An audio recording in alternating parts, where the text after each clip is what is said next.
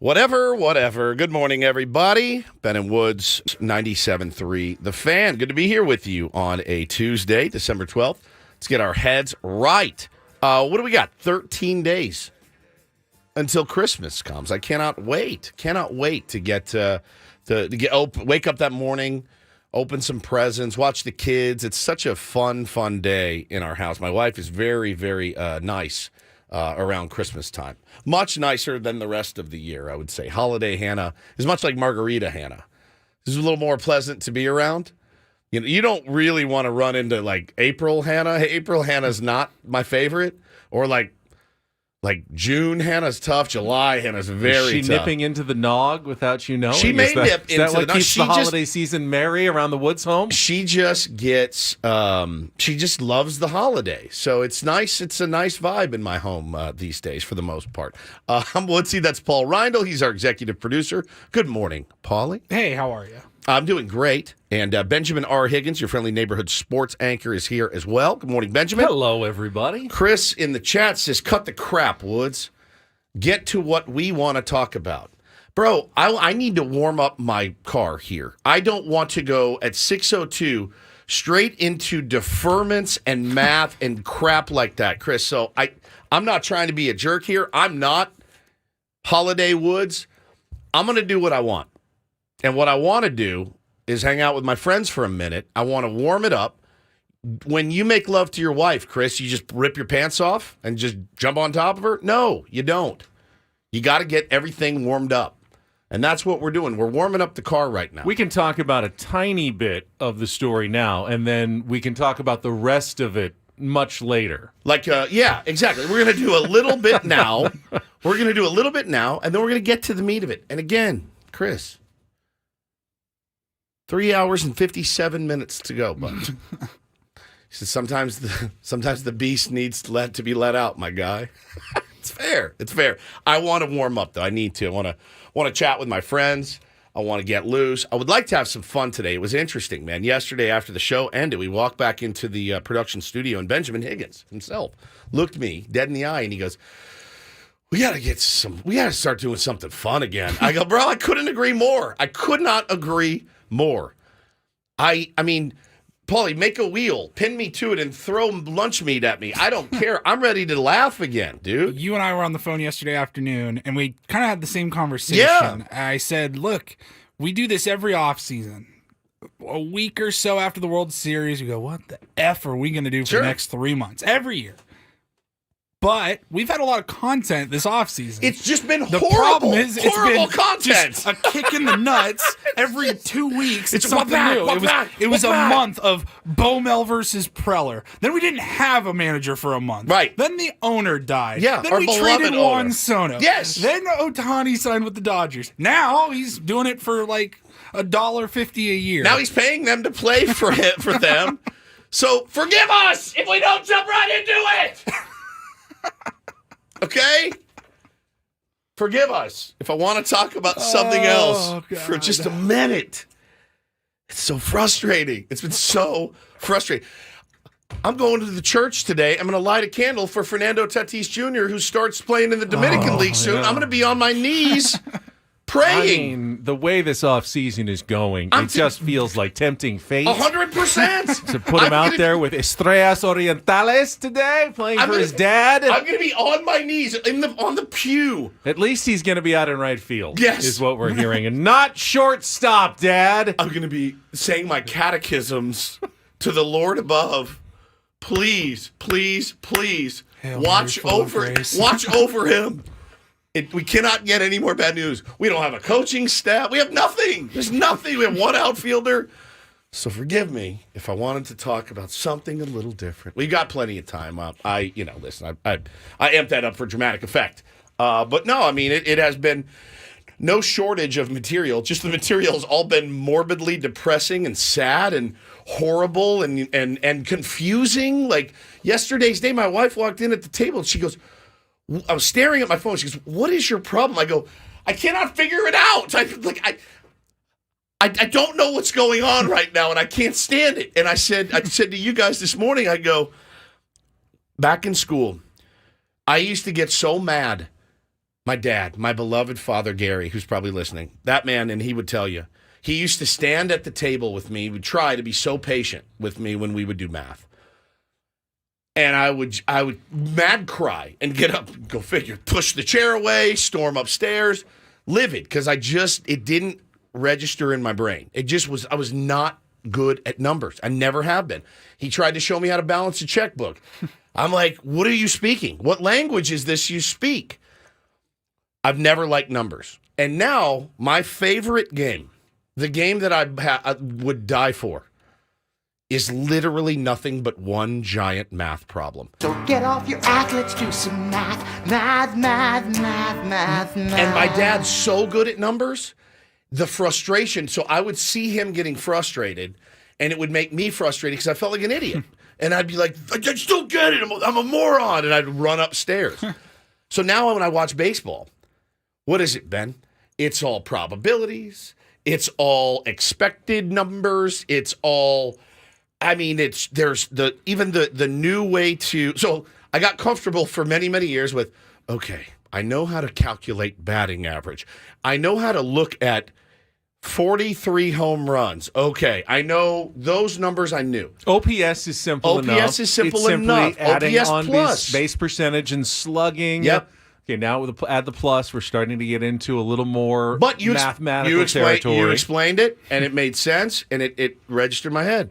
Now when I watch a baseball game, I'm like, not only do I have to really feel like you get it, you're like, I need to have minored in astrophysics and accounting. And so it's just tough. It's tough. So I was sitting there last night really going through it, eating my feelings at the table, reading everything I could about this contract. So we will get into the contract talk today. It is so interesting what is happening up in L.A.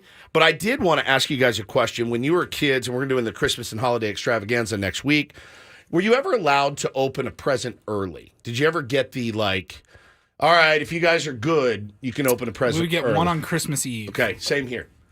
Well, undoubtedly, I would have been allowed to had I asked. But being me, I was the one who insisted that we all wait until Christmas morning until we open presents. I didn't think it would be proper to start opening any gifts before Christmas morning. Occasionally, you'd get a distant family member that would come by, maybe the week of Christmas, and maybe you weren't going to see them on Christmas. So you did. So you'd get to open one then. But Nanny's coming by. We'll open our presents for with the her. most part. Good call, at least Polly. with my immediate family, it was always you got to open one the night before. Yeah, you didn't get to pick it. Of course. Oh, you didn't? No. Oh, we got to pick. They didn't want you to pick the best one. You would soil yourself if you got the bet. My mom would. They would prank us and put I'd good get, stuff in stupid small boxes. sweater. Yeah, open up like a pair of socks. I think, of course, that makes sense. If you had, relatives from out of town, you would want to see them open presents, and they would see you as the kid open presents, because that gives joy in the holiday season. That's right.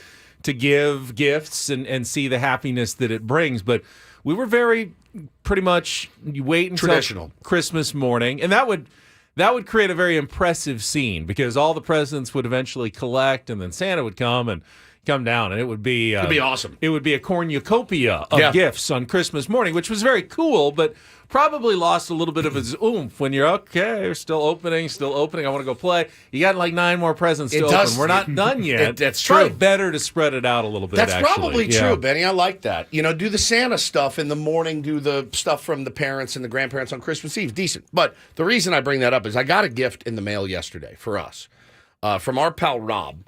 He goes by Sex Luger on Twitter, and he's a beloved Tier 1. I've known Rob from way back in the day when I was at 94.9. I don't want to know. I'm fine. Don't want to know what? Why he goes by that on Twitter. I don't know why he goes by Sex Luger, because he can. I mean, if you could, you would.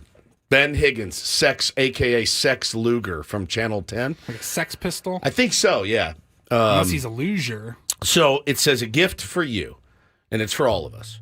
To the #1 sports talk show in town. I love you, boys. I hope you use these before you go to Club Pilates. From Sex Luger. So I opened it up. Club Pilates. And I opened it up and I go, I've got no idea what this thing is. Benny, it's called the Find Back. And it's a tool. And I finally did some reading on it. And if you guys take out the little toothbrush looking thing, you snap this corkscrew into it, right? See how the arrows go? I know exactly what this And you is. As take soon as I it, saw it. and you stick it in your Oh, ear. I've seen this on Twitter all the time. You turn it in your ear. This is what I was telling you guys it's about. the little whisk that pulls out earwax. I'm clean, dude. Oh, is that why you throw them away? You don't have to wash them and keep them. That's why you get so many Now, of the little corkscrewy twists. So there's little rubber things that go on the end, but then there's this little It's bag. weird. I don't. There's this bag of like spoon. Like, is this a Coke spoon? Look at this thing. What is this for? Looks like a little. It's a little tiny whisk. It's a little tiny. It's not a spoon though. Look at the end. You could use it to like beat a really tiny egg. What am I doing it in my ears for, though? Well, if you have to get a little deeper, you need something smaller. It's metal. Don't pierce your eardrum though. All right, Careful. so you take this Careful thing, with that. You screw it around. I mean, there are kind of instructions on the bag. Well, there's warnings. Oh. All right, yeah, that's right, pretty let's clean. see. Thank you, Sex Luger, for that. Don't use when individuals suffer from Mariner's syndrome. Marinara syndrome. Yeah. Dizziness, We've all been vertigo, hardness of hearing, Hey. individuals with ear infections, individuals with tubes in their ears, individuals who have had mastoid surgery, or individuals with current or previously perforated eardrums. So there it is. I'm pretty it's clean. called the Fine Back. Mine are clean We too. talked about this when Ben had like a jelly bean size, whatever that was. What did you describe it as? Like a giant almond? Yeah. Ear- An almond of earwax that came out. Oh, there goes your camera. Damn It it. falls right off the edge. Well, it's weird because it usually was good. Thank you, It was moved. Rob. Thank you, Rob. Thank you, Rob. Appreciate Thank you, that. Sex Thanks, Luger. Sex. Keep my ears clean. I will avoid future trips to the doctor to have my ears flushed. It's like a little roto-rooter for your ears. So Yeah. I thought we could open... Mother. Very nice. All right, we're going to take a little time out. Coming up next, Paulie already kind of teased it, but go ahead and tease it again, Paulie. So get off your ass, let's do some math. Math. Super excited. Get out about your this. calculators, your protractors, and we will 3 talk minus 4 is... -1. -1. That's right. the new baseball. Coming up next with Ben and Woods after our daily ditty. Check traffic. Vicky Pepper in this week on San Diego's #1 sports station, 97.3 The Fan.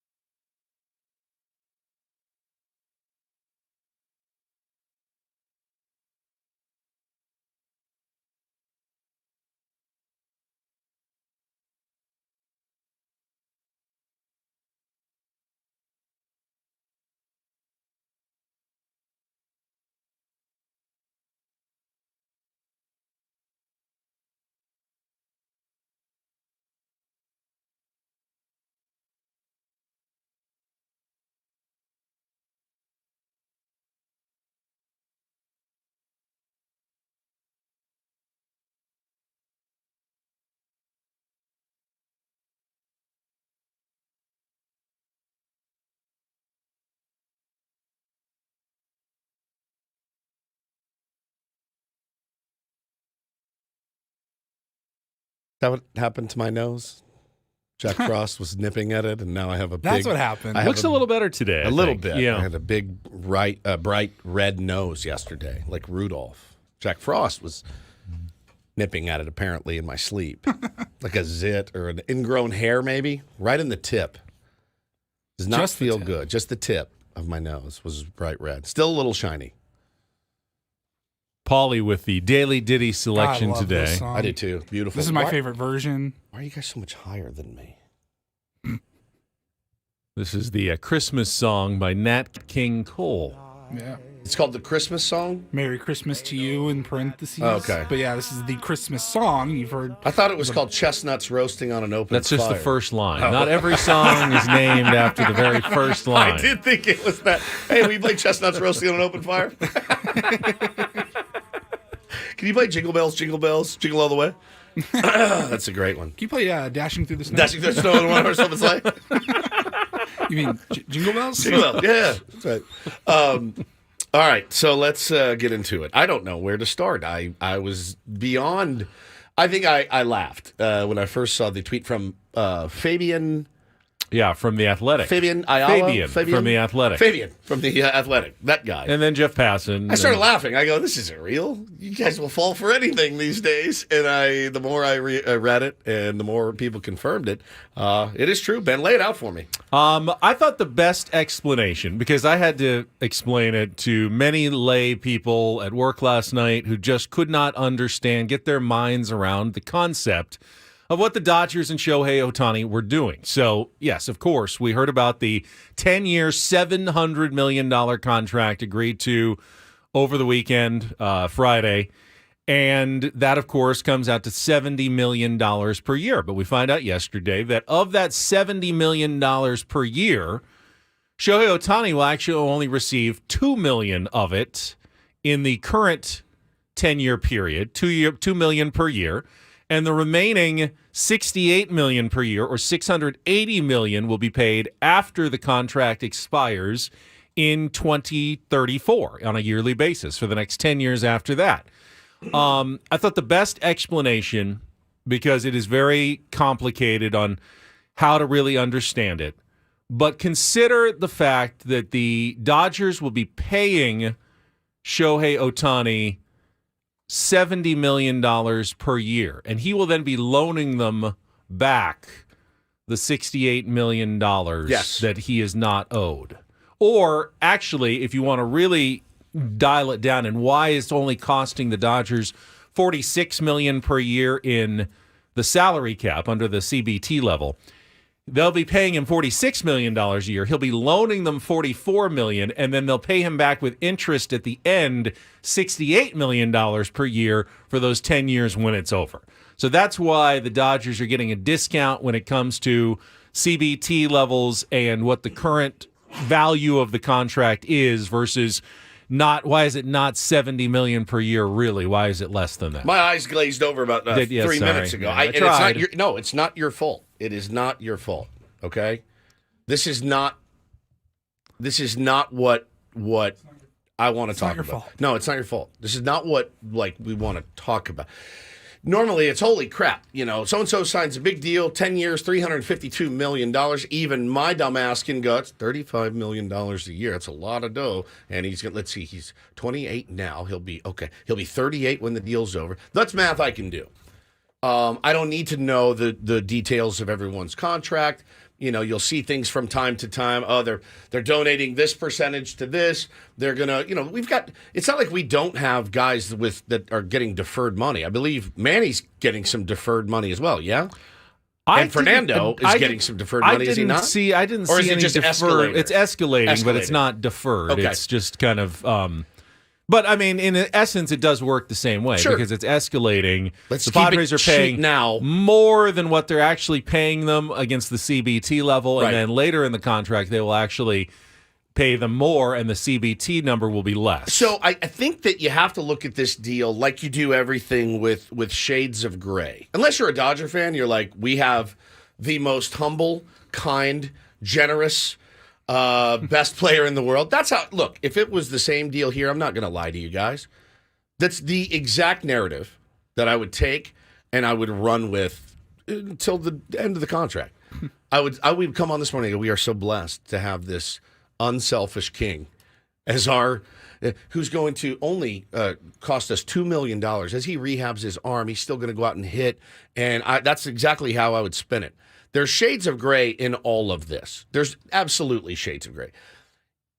Does he want to win? Sure. Is he helping the Dodgers be able to go out and acquire more players? Sure. And that ultimately, it's a really good thing for them. I don't know that I would look at a guy that makes $50 million in endorsements as doing something noble. It's noble, but it's not like he's not making this money at some point. He's getting exactly what he wants. As you said, he'll make a ton of money now in endorsements.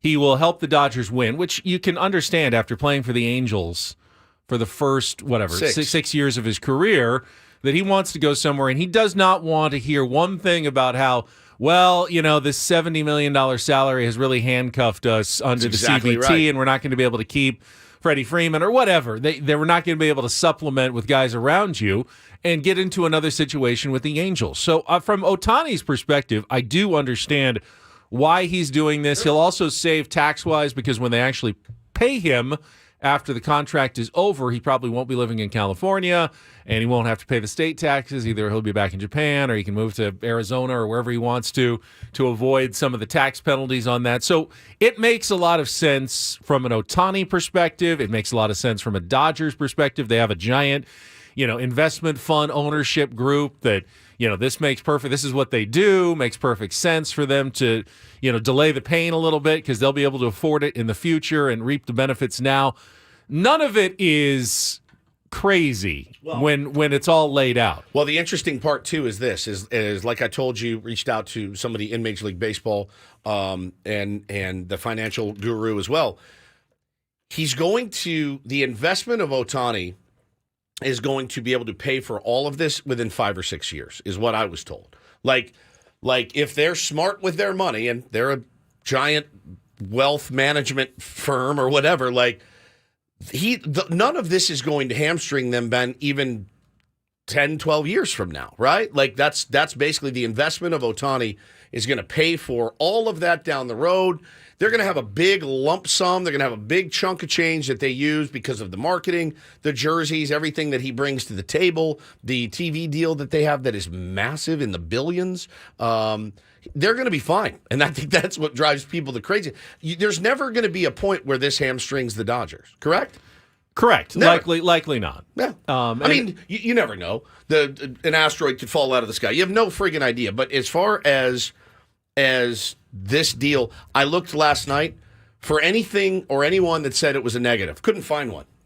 I couldn't find one. He's such a different player. I think the negative aspect comes from a baseball perspective. If you're trying to put a competitive league together where, teams are competing on a somewhat equal footing, this does give the Dodgers a bit of an unfair advantage. And while you say, well, any team could have done it, and the reports are that when Shohei was talking to other teams, he suggested the same thing. So it wasn't simply a Dodgers idea. It was a Shohei. If he had signed with the Blue Jays, they would have probably structured it in a similar way. So why didn't they go $900 million? I mean, if it's all funny money anyway, and you can make that money back, and it's not going to hurt you, why aren't they still bidding on this guy if it's such a sure thing? Perhaps, maybe a team could have even gone higher than $700 million is still like double almost what almost all the highest salaries were. It's a big jump to get to $700 million. No one was expecting that. Right.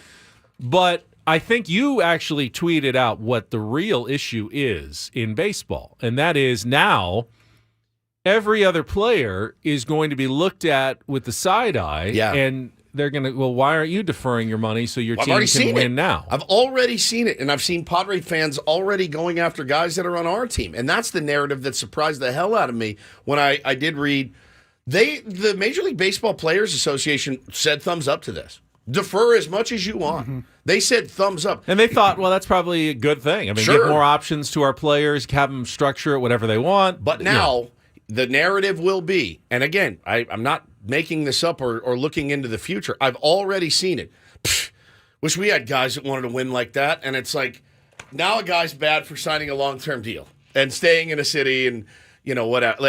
Well, and because he's Shohei Ohtani and will get so much in endorsements and can put it off, that's a unique situation that not every player will be able to offer. There'll be a couple maybe that could think about it, but most players are going to want to earn their money when they're earning their money, and that is absolutely fine. Well, he's not coming off a rookie contract either. He just made $30 million from the Angels last year. He had no problem taking their money. So you really, in whoever was going to sign Shohei Ohtani to this deal is getting an unfair advantage over the other teams because you can't simply then go out and structure the same thing for everybody. That's not an option for most players, or at least in their minds, their agents' minds. It's not going to be the way business is now done in the future.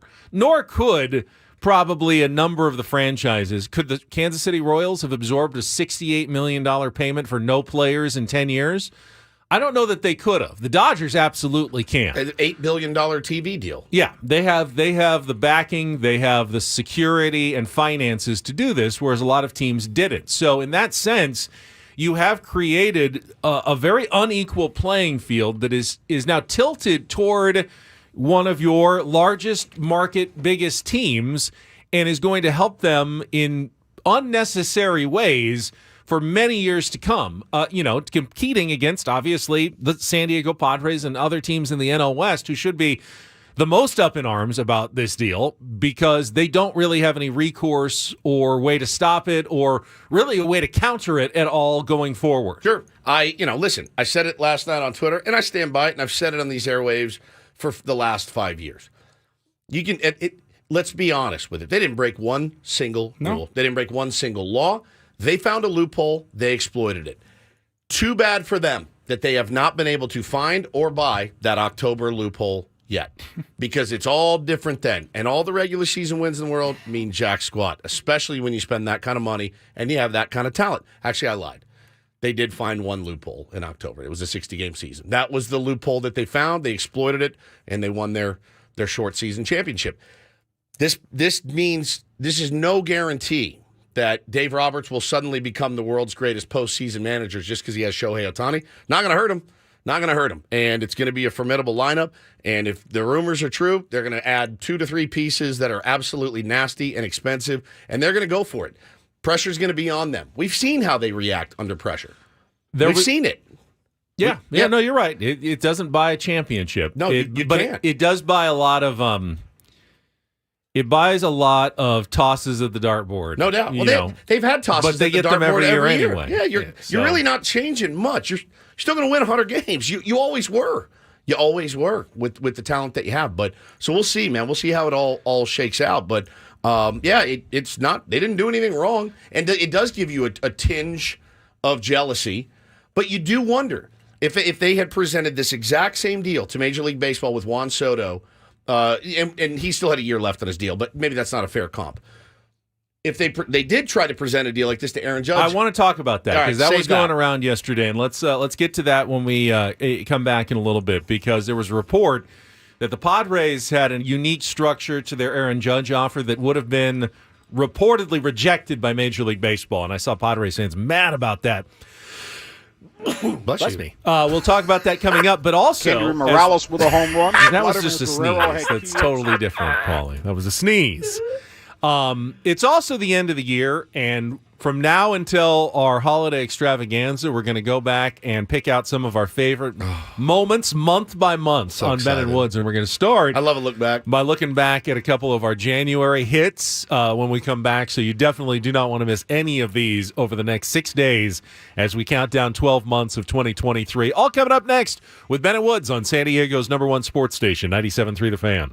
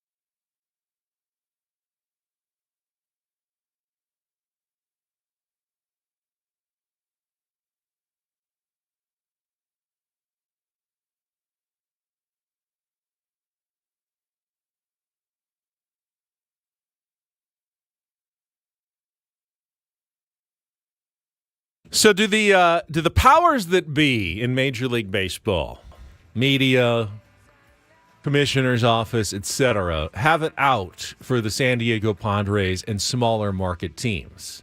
I know you're thinking the answer is yes. And the answer is actually yes. So you're correct about that. I don't know if it's in exactly the way that you're imagining it, though. We'll talk about that. I want to get into that story that was going around from a year ago. Almost had forgotten about it, about Aaron Judge and his possible deal with the San Diego Padres. We'll talk about that right after a check of traffic here on 97.3 The Fan. From the 97.3 The Fan Traffic Center, here's Vicki Pepper. 805 North at University. Still got this wreck in the right lane. You're backed up from Division. I'm Vicki Pepper in for Kelly Danick with Ben & Woods, San Diego's #1 sports station, 97.3 The Fan. We talked about it yesterday, Woods. It's fairly obvious that the Padres especially are treated with a very different, or viewed through a very different lens than a team like the Dodgers. Something that if the Padres had done this with Shohei Ohtani, they would be absolutely blasted today as irresponsible, and you can't put off that kind of money. Well, how are you ever going to pay for it in it's not a Padres versus Dodgers 10 thing years? To me, it's a market thing. Well, the market size is part of it, but the media would be up in arms, and they would talk about how are the Padres ever going to afford this when the deal runs out. You can't pay $68 million to a player who's no longer even on your team. It would be framed as utter A.J. Preller insanity and the Padres wrecking the game of baseball. For sure. So, and I have no doubt that that's true. I have no doubt. Guys.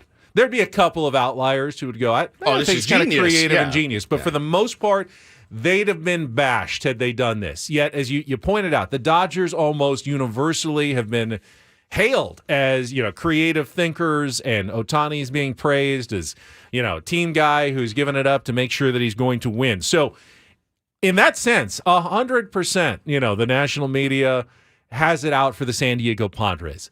The story that people were sharing yesterday about Aaron Judge's offer that the Padres made at the winter meetings when we were there last year, reportedly made him, a $400 million offer. Correct. But it was also going to be extended out to 14 years, I think, to spread out some of that money for competitive balance tax purposes. And I think it was John Heyman who said, I'm hearing that the Major League Baseball office would have actually viewed this and rejected it as a way of circumventing the luxury tax CBT rules, that this would not have flown. And I saw Padres fans losing their minds yesterday about why are the Dodgers allowed to do this and the Padres would not have been allowed to do this. And while you're absolutely right, it's not a fair, the way the two teams are treated is not fairly by everyone. I do think there's a big, important difference in extending the length of the contract versus deferring money. And here's why. If there was no limit on the length of a contract that you could extend, why not? If you're taking a player, like Judge or Bogarts or Manny, it's the final contract of their career. And you're paying them $350 million total, no matter what. Why not say then, but it's also a 100-year contract. We're going to front load it, and we're going to pay you all but $1 a year for the first 9 years, and then we'll pay you $1 a year for the next 91 years. And all of a sudden, the CBT level would only be about $3 million a year. Right. You could completely circumvent. You can game it. Yeah. You could completely game it. The player would get all his money when he wants it. The team would be almost completely free of CBT consequences, and you would absolutely be circumventing that by extending the length of the contract without actually changing the money. When's the next CBA? 3 years. So we're going to have a lockout. Yeah. There does have to be limits on the length of the contract when it comes to CBT levels. With the deferment, you can argue that the Dodgers are finding a loophole and getting around it. But they're simply valuing the money by what the dollars will be worth when he gets them. And they will be worth less because of the way inflation works, because of the way interest works. $68 million in 10 to 20 years is not worth what it is now. So that may have been a mistake by Major League Baseball to set it up that way, but they value $68 million in 10 years as $46 million today. And so they will be taxed on that and not the $68 million. I think that is still unfair and wrong, but as you said, it's perfectly legal. Yeah, completely legal. It's written man. very Smart. clearly It's in very the smart. bylaws, in the CBA. That's how it's going to be valued. And there's really nothing that can be done about it, I would think, until the new CBA is up. And I'm not sure that anyone will want to do anything about it at the time. As you said, I think for players' sake that they might want to think about doing this again, just so they're not under an inordinate amount of pressure from teams and fans to defer all their money all the time just so they can put, better competitive products on the field. Well, and players shouldn't be forced to do that. And I'm seeing a lot of, and this is true, he was in a unique position because of his $50 million a year that he makes in endorsements. He is in a unique position. But let's talk about a guy at 30 that hits the free agent market, and he's made a couple $100 million in his career. And he looks at it, and there are other players that can do this. Mookie Betts deferred some. Freddie Freeman deferred some. There are other guys that defer it. I've just never seen it of this magnitude, and I don't think anybody has. It's not illegal. Don't get it twisted. No one's in here crying foul and all that. It took me by surprise. I thought it was a joke. I saw it and I went, "There's no way he's going to do." I thought, yeah, I'll defer a little to help us stay competitive. But yeah, there's something in here that we are not privy to as far as the tax benefit, the investment of it all. It seems on the surface to be a really shrewd and brilliant move. And 97% of his contract deferred. Just said, I'll take it later. Just give it to me later. So, again, nothing against the player at all. But there's also more to it than I want to win so bad I'm only willing to take $2 million. I think one of the real villains here in this story, as he usually is Scott Boras. Sure. Or actually, it's Nesbalelo this time. But Right. The agents are the kind of villains when it comes to some of these deals because they can now crow about a $700 million deal, which is not really $700 million. It's a $446 million, 446. in current dollars. That should be what was announced. That should kind of be what was announced originally. Shohei Ohtani signed a 10-year, $446 million deal with the Los Angeles Dodgers. If that was the case, how would we be reacting to that today? 10 years, 446? Yeah. Say, man, nice deal. Yeah, he got a new record. It's a little more than Trout got, good even deal. though he's coming off surgery. Sure. We don't know if he's going to pitch again. Solid deal. Makes some sense for where the numbers actually landed. When everyone says 10 years, $700 million, though, it becomes a circus. It is turned into a circus. Well, and in his defense, I guess, he also didn't want to be the guy that, I think you might have mentioned it earlier. I'm not sure. I've read so many tweets about it. It's all, my brain is firing. He doesn't want to be the guy that gets the grief of, well, we could have, now we're going to lose so-and-so. We can't extend him because we're paying Shohei, our DH, $70 million a year. It's a good, look, it's good PR. It's good financial. It's a good deal. If you can afford to do a deal like this, it's great. Let me ask you a question, and I don't know that anybody knows the answer to it yet. Do you think, and Jeff Passan came out unequivocally and said, no, nobody's going to bang this deal. Okay, they're not doing anything. This deal is happening. It's happening as it's been reported. Will it change? Will it change? Do you think this will change? Do you think this will be the last of its kind? I don't, although I do think perhaps Major League Baseball will issue a directive that maybe all contracts are announced in today's dollars. We're not talking about future value. If it's deferred, the number that should be released should be in today's dollars to avoid some of this backlash that we're hearing from the rest of baseball about the Dodgers. Yeah, it will be. And look, there's smart people out there that, like our buddy Andrew Brandt. Andrew Brandt is right. He just nailed it. He said, my guess what happened, CAA, which is the agency, they wanted the biggest number possible, would work with the Dodgers on best way to get the splashiest number. And Ohtani will be living in a better tax state when the bulk of the money comes in. Yeah, pretty interesting stuff. And again, please, you can think what you want. I think it's a brilliant move. How could I look at that deal and say anything other than that's a brilliant move by the Los Angeles Dodgers? That's it. It's very shrewd. They did their homework. They got with the player. I don't know how much I buy and it doesn't really matter if I buy it or not, but I don't know how much I buy oh no, he pitched this deal to every single team. Because I don't know that there's... That's what I'd be saying, too, if I were the Dodgers. That's what I'd be saying if I were the Dodgers or his agent. I came from the Dodgers reporter for The Athletic. Correct. You're telling me the Cubs wouldn't have said, done. I'll give you what's the saying? I'll gladly pay you Tuesday for a hamburger and today. Maybe Ohtani wanted to go to the Dodgers all along. He did, man. Well, he did. He absolutely did. I'd love to know. I know we've discussed how this is totally legal. It's a loophole. They found a loophole. If you asked, a loophole, man. I've never found one. If you asked all 30 GMs across baseball, how many of them would even know are they all aware of this loophole and they just never exposed it? It's a good point. It's almost you got to think if AJ Preller knew about this. Paulie, let's say you walk in, you're a free agent, and I'm the GM, and I sit down and go, I got an idea.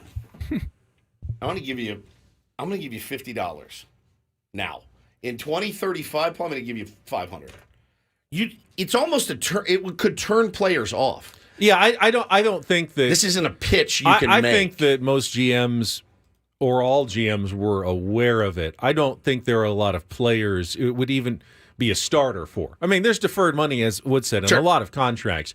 This amount of deferrals, though, I mean, I think most agents and players would laugh in their face. Go, no, we need a bulk of that money now. We're not deferring you $68 million. We're not in this business for charity. You can still put together a team, with my player on it. It's not our job to help you make your finances work for the next decade.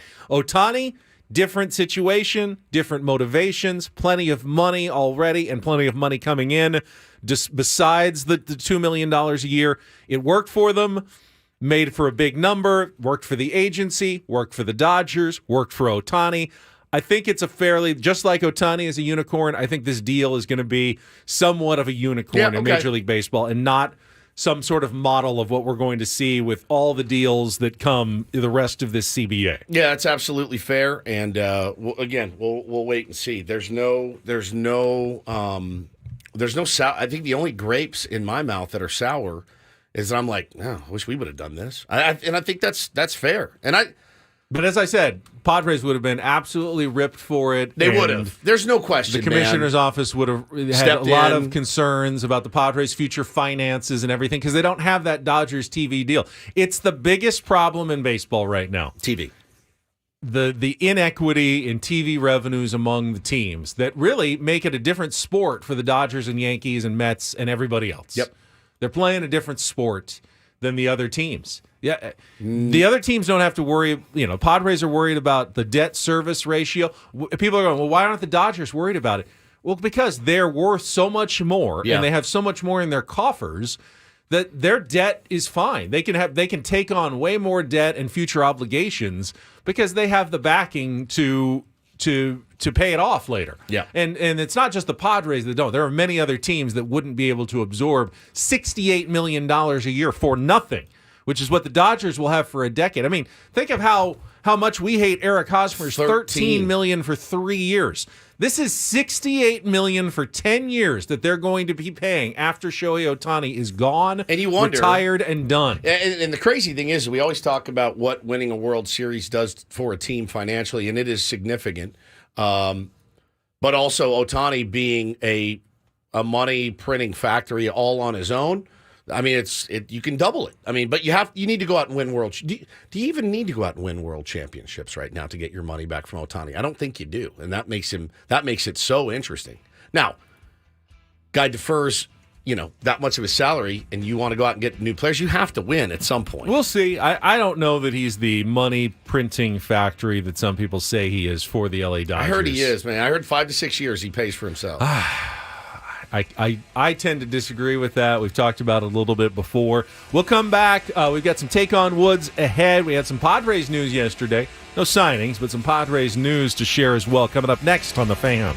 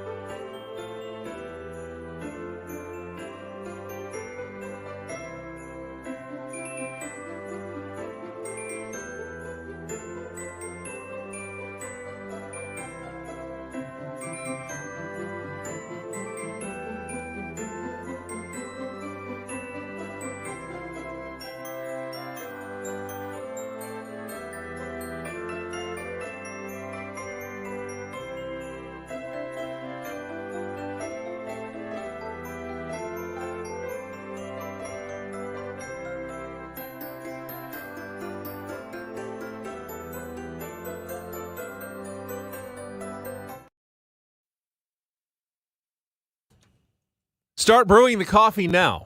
I mean, for this morning, obviously, but also for the Padres season opener in Korea. Welcome back. It's Ben and Woods on 97.3 The Fan. This hour is brought to you by the Golf Mart. Had that news come down yesterday via ESPN that they have announced start times for the Padres' first 2 games of the year in South Korea against the Los Angeles Dodgers and Shohei Ohtani. And as we speculated, I think a couple of months ago when we first found out that the Padres were going to Korea, we thought, well, if they put that game like at a normal baseball time in Korea, like 7 p.m., like after work so everyone can get there, the time difference would mean it would start at 3 a.m. here in San Diego. And that is exactly when those games will start. 3 a.m. Pacific time against the LA Dodgers for the first 2 regular season games of 2024. ESPN will carry those games nationally. I did see, and we were talking about it earlier, subject to local blackout. I think people were worried that meant we're not going to be able to watch the games in San Diego. I assume that means the Padres will have a local broadcast with Don and Mud on television that we'll be able to watch here in San Diego, which, of course, is better than a ESPN national broadcast. So I'm not concerned about that. That could be like a special one-off with, your view or something, or... Well, we don't know over the last couple of weeks that the Padres are working on a TV deal. We don't know what the Padres deal looks like yet, but they'll have something by the time the year starts, whether it's with another entity or whether it's producing games for Major League Baseball like it was last year and then just distributing them to local channels and streaming. You will be able to watch the games. You will be able to watch the games. Like there's no way the Padres have decided, we're just not going to have the games on television this year. We didn't come up with a deal, so it'd be great for us. Yeah, only Jesse and only Tony on radio. Yeah, it'd be fantastic. Like the old days. Maybe you could do like 3 Sundays on KUSI like they used to do, and otherwise no more television for the Padres this year. That's not happening. The games will all be on television. I promise you. All 162, either streaming, television, somewhere, Apple Plus, Peacock. They will be available for you to watch next season, including the first 2 in Korea at 3 a.m. I'm going to put this out into the universe now. I would like to do a watch party here at the radio station in the soundscape. We have a big, beautiful area with a big screen. And I'd like to have listeners, tier 1s up here. I think it's a perfect idea. 3 o'clock in the morning to watch the first game. I was talking about this with Shelly yesterday because she works. I said we could do it maybe at a bar, and he goes, "No, you are not allowed to be open in San Diego. The local rules between like 12 and 6 a.m. or something. You have to be closer. 2 a.m. and 6 a.m. for even the latest bars. You wouldn't be able to go and do a watch party somewhere at that time. So." Here sounds perfect. Let's invite people, somehow get a way to qualify to come up and watch the game with us at 3 a.m. Yeah, because we have a show to do. Yeah, and then Sam will do the post-game show, presumably like 6 a.m. to 7 a.m., and we'll be on right after the post-game show until 10 a.m.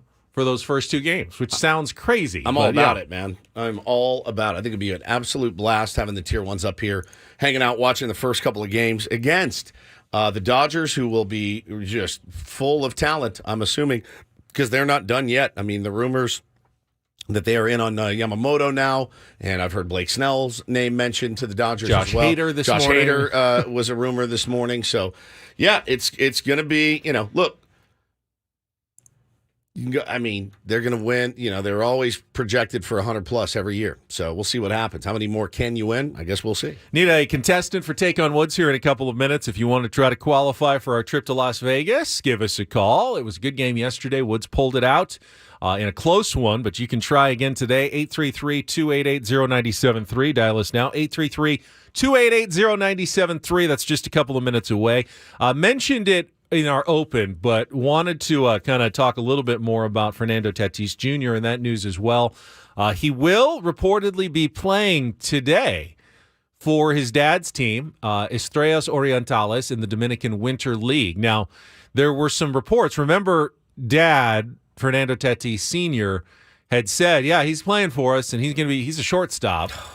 And I think we don't know exactly what went on behind the scenes and talking with AJ Preller, but you can kind of infer that the Padres don't envision Fernando Tatis as a shortstop, at least not next season, and did not want to see him risking himself making diving stops in the infield. And according to the information that we received yesterday and then was reported again later in the day, Fernando Tatis Jr. will be playing the outfield, I believe right field, for Estrellas Orientales when he takes the field later today. Not shortstop. There was some audio from a few weeks ago. I don't know if we played it or not. I know we mentioned it briefly, but yeah, Nando's dad said, he's a shortstop, and I love Fernando so much. I do, and I think he has the most talent, really, of anybody I've ever watched play the game. Just raw. He's special. He's as special as it gets. I was pissed off that phone call even had to be made. I really was. As a dad, I was like hot mad that phone call from AJ Preller, that 1,000% happened. I was pissed that it even needed to be said. I was. Like, do you love your son? Do you care about your son? Do you want him to... we all want things for our son. He's getting paid a tremendous amount of money by the San Diego Padres. It's bigger than you and your desires for him. I was pissed. I was driving into work this morning. I was actually like fuming mad about it when I thought about it, because that's not a phone call that ever has to be made. Should never have to be made. Ever. I'm mixed on it. I feel like any dad, of course, is going to always want the best for their kid, and if he feels like the shortstop is the best for his kid, he should buy a baseball team, trade for his son, and run it. Well, he does kind of run a baseball team that his son actually is playing for, so he has a bit of more leverage in this situation than maybe the average baseball dad. But not really. But not really. And I think the tough part is that why make the Padres, why make AJ Preller into the bad guy here, who then has to put your foot down on something that should be fairly obvious. And why make yourself out to be a bad? He's a right fielder. You know the direction, senior. You know the direction that the Padres want to go with your son. Your son went out. He wore it. He made mistakes. He wore it. He went out, learned a new position. He won a platinum glove. You know their plans for him going forward. It just seems like it's a phone call that didn't need to be made. It might be different had Tatis struggled all season in the outfield and didn't look like he was adjusting. And now all of a sudden we're all wondering, is a better spot for Tatis in the infield? Because he excelled so much out there, it really should have turned it into a non-story. I mean, if my son was the platinum glove winner and gold glove winner in right field, I'd be just pretty proud and go, hey, let's go watch him do his thing. He's the best guy on the planet playing right field right now. Me too, man. Let's go enjoy that in the Dominican Winter League and not to try to force him back into the position where he was at before. And creating, conversations and drama that just don't need to happen. It's just unnecessary to me. Senior, I love your son. I love him. I just want what's best for him. That's it. And the direction that they've picked for him, wow, he's really succeeding. It's not a combo that ever needed to be had, in my opinion.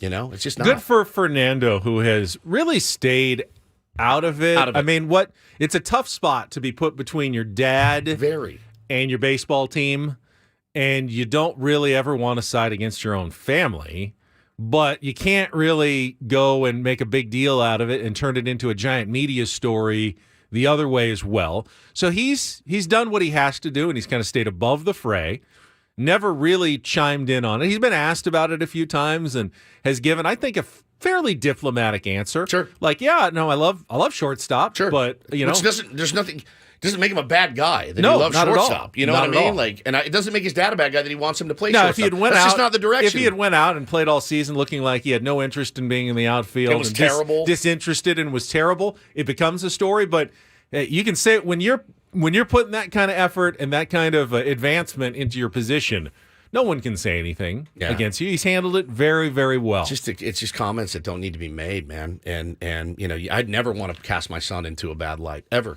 Never. I'd never, ever want to do anything that made his life more difficult, especially his professional life. Ever. Guess I'm built different. Sorry. All right. Can anyone take down Woods this week and take on Woods? It's time to play.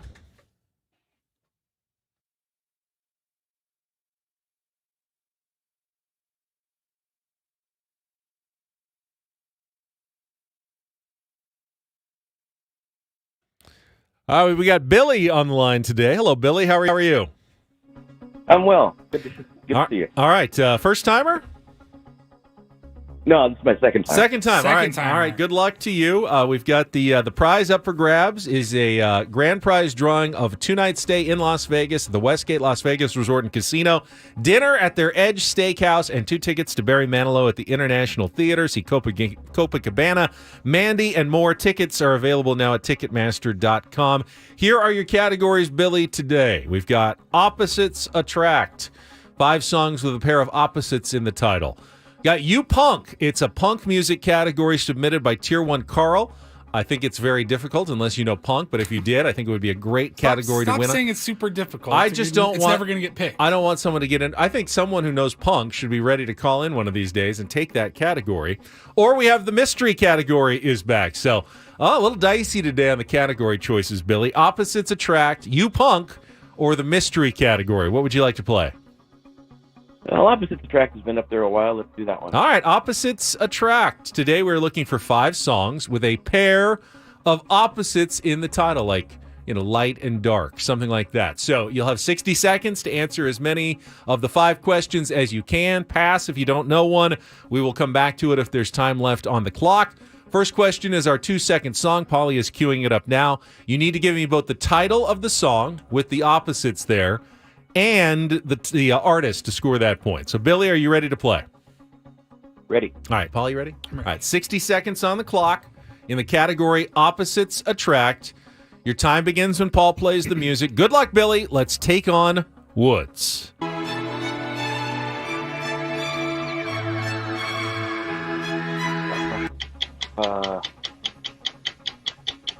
Pass. You say yes, I say no. You say stop, I say go, go, go is the opening line to which Beatles classic? You say yes, I say no. Go. Hello, Goodbye. Correct. Led Zeppelin fans know that which song was the opening track on the band's debut album and their first single released in the United States?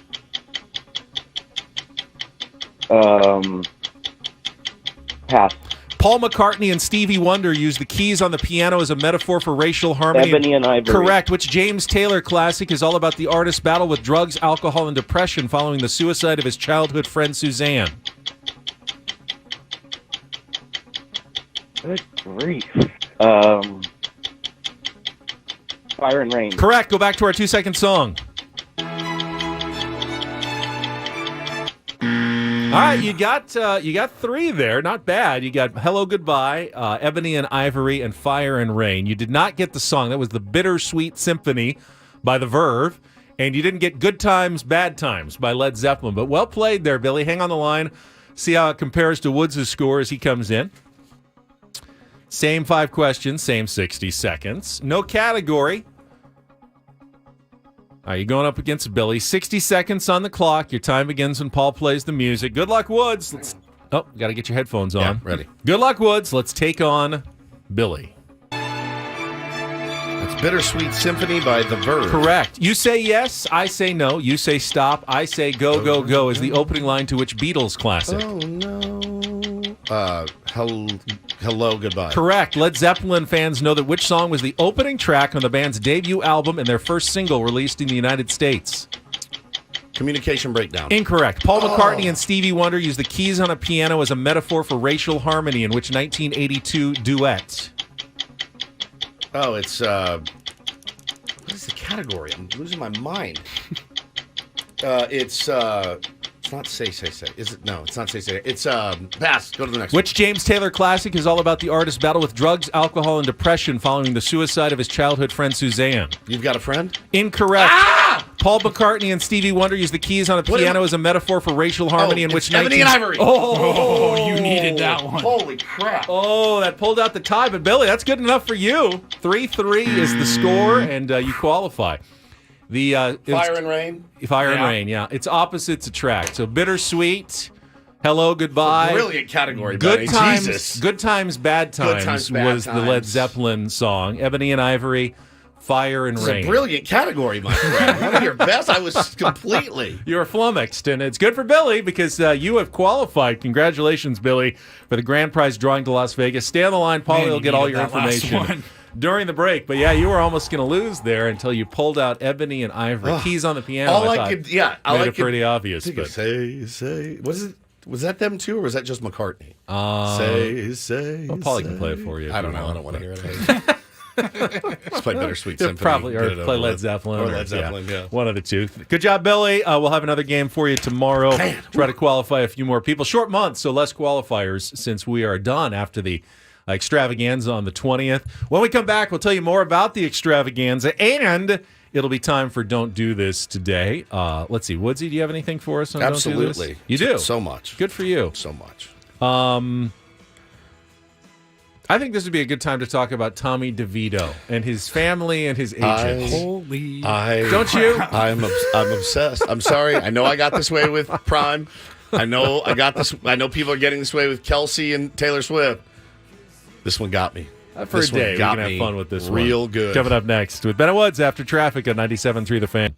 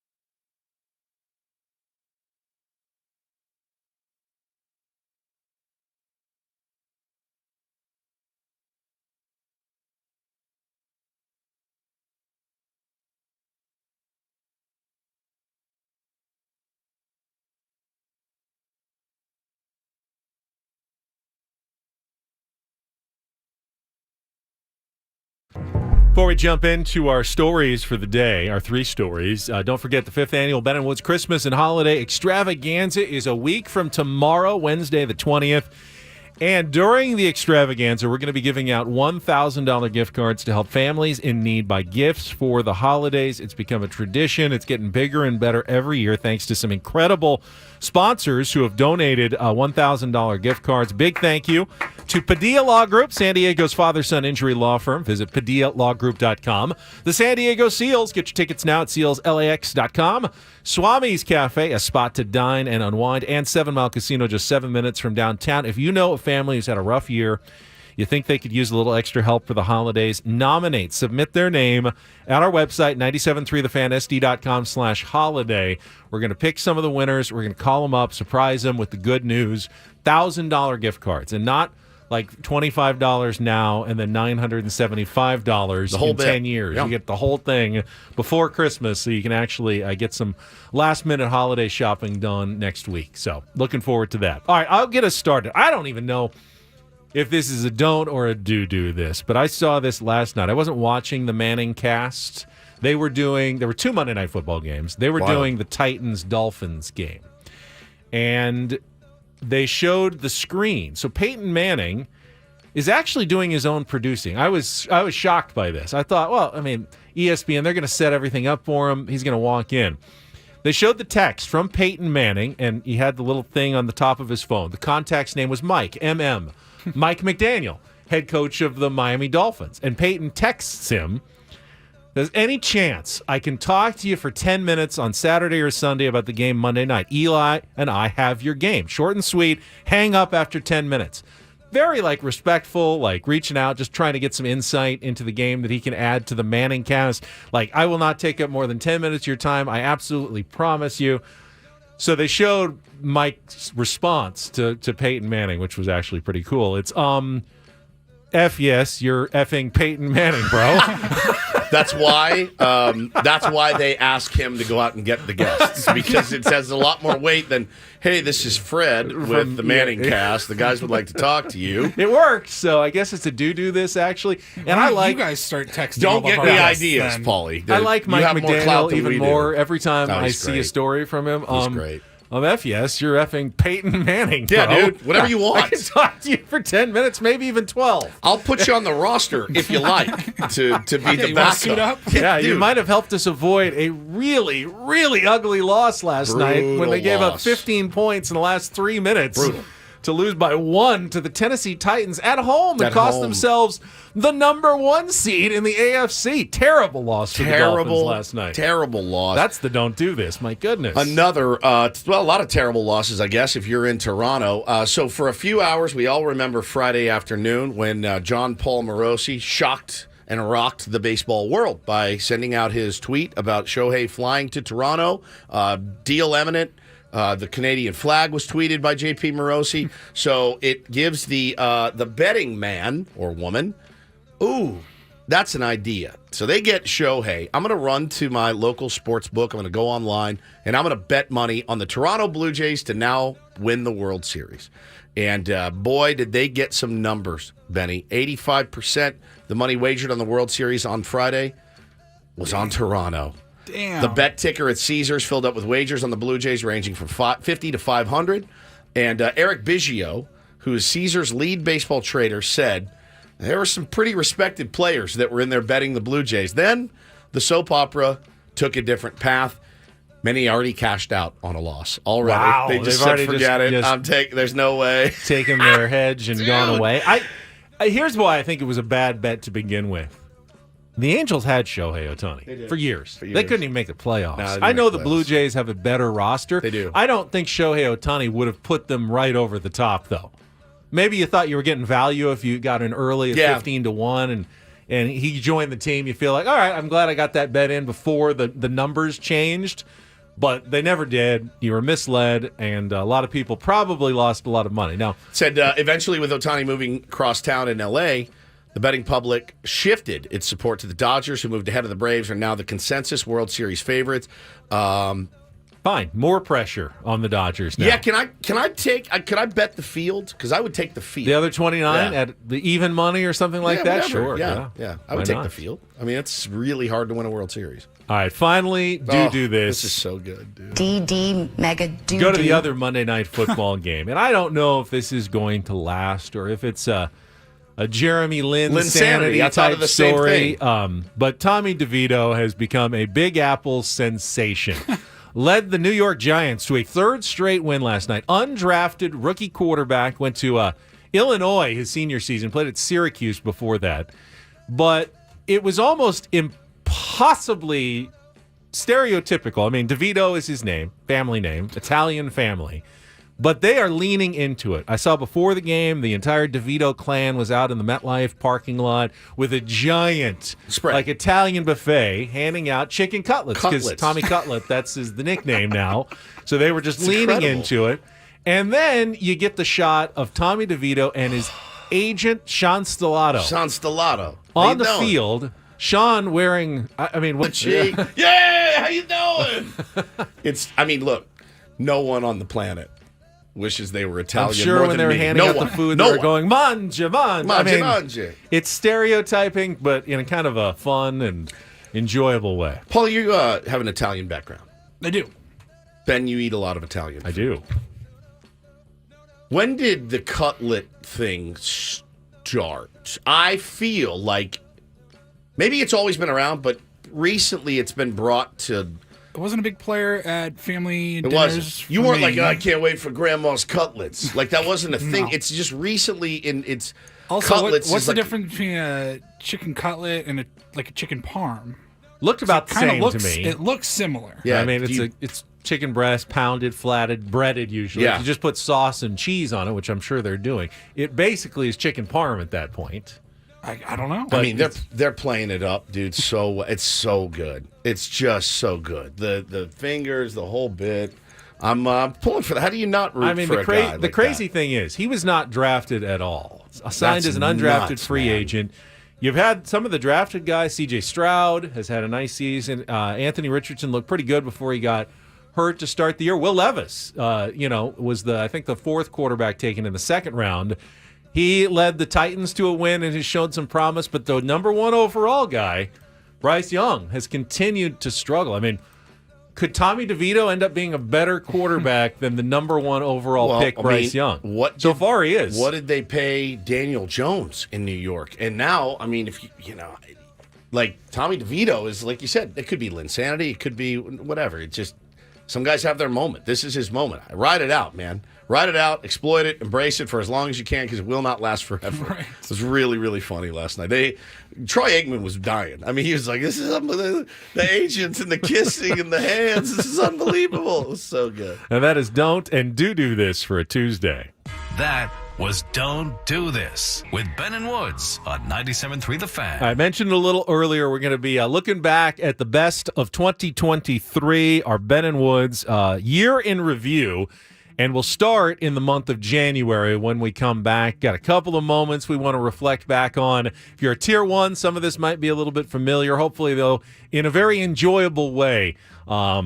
Yes, Carving Guy might make a reappearance. Do you like Hot Fudge Sundays? Oh, I'm so happy. Next, with Ben and Woods on San Diego's #1 sports station, 97.3 The Fan.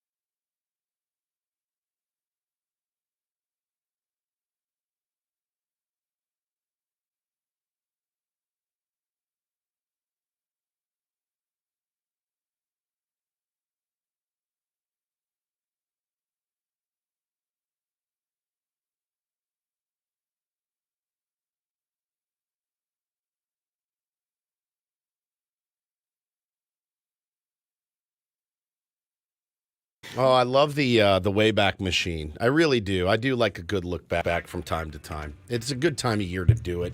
AJ Preller is not making any moves. We will obviously interrupt any of our lookbacks for any breaking Padres In fact, we thought about doing just an entire look-back show, but we realized, what happens, though, if AJ springs a move on us and then we're kind of handcuffed to a look-back show. So, so what we decided to do is over the next 6 days, starting today, leading into our holiday extravaganza, we're going to go 2 months per day, so January and February today, and pick one or two of our favorite moments from the Ben and Woods calendar in 2023. Our 2023 look back. I'll give you a little teaser of how it's going to work.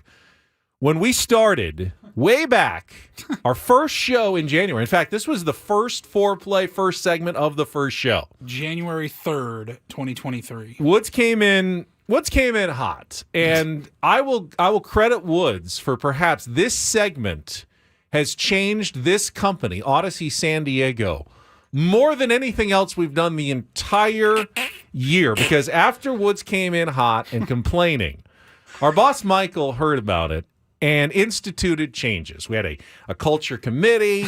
We had our first holiday party in years. There's been events and organizations to make everyone get along just a little bit better, and I think it all stems back to day one of 2023 Ben and Woods. Here's a little teaser for you. Walked in. I bring this big jug in every morning, a big, giant 64-ounce jug. And as I was leaving the house, now we have the water filter at home. So I thought to myself as I was walking out the door, maybe I should just fill up here. And then I thought, well, no, we have one at work, right? The water machine. There's one here. I don't need to fill up here at home and waste my water when I can get Odyssey's delicious cold water here on the house. So I drove to work, and I walked in. It's the first thing I do every day is I click the old tab and wait. So I put it up there, and I was waiting. I didn't hear anything.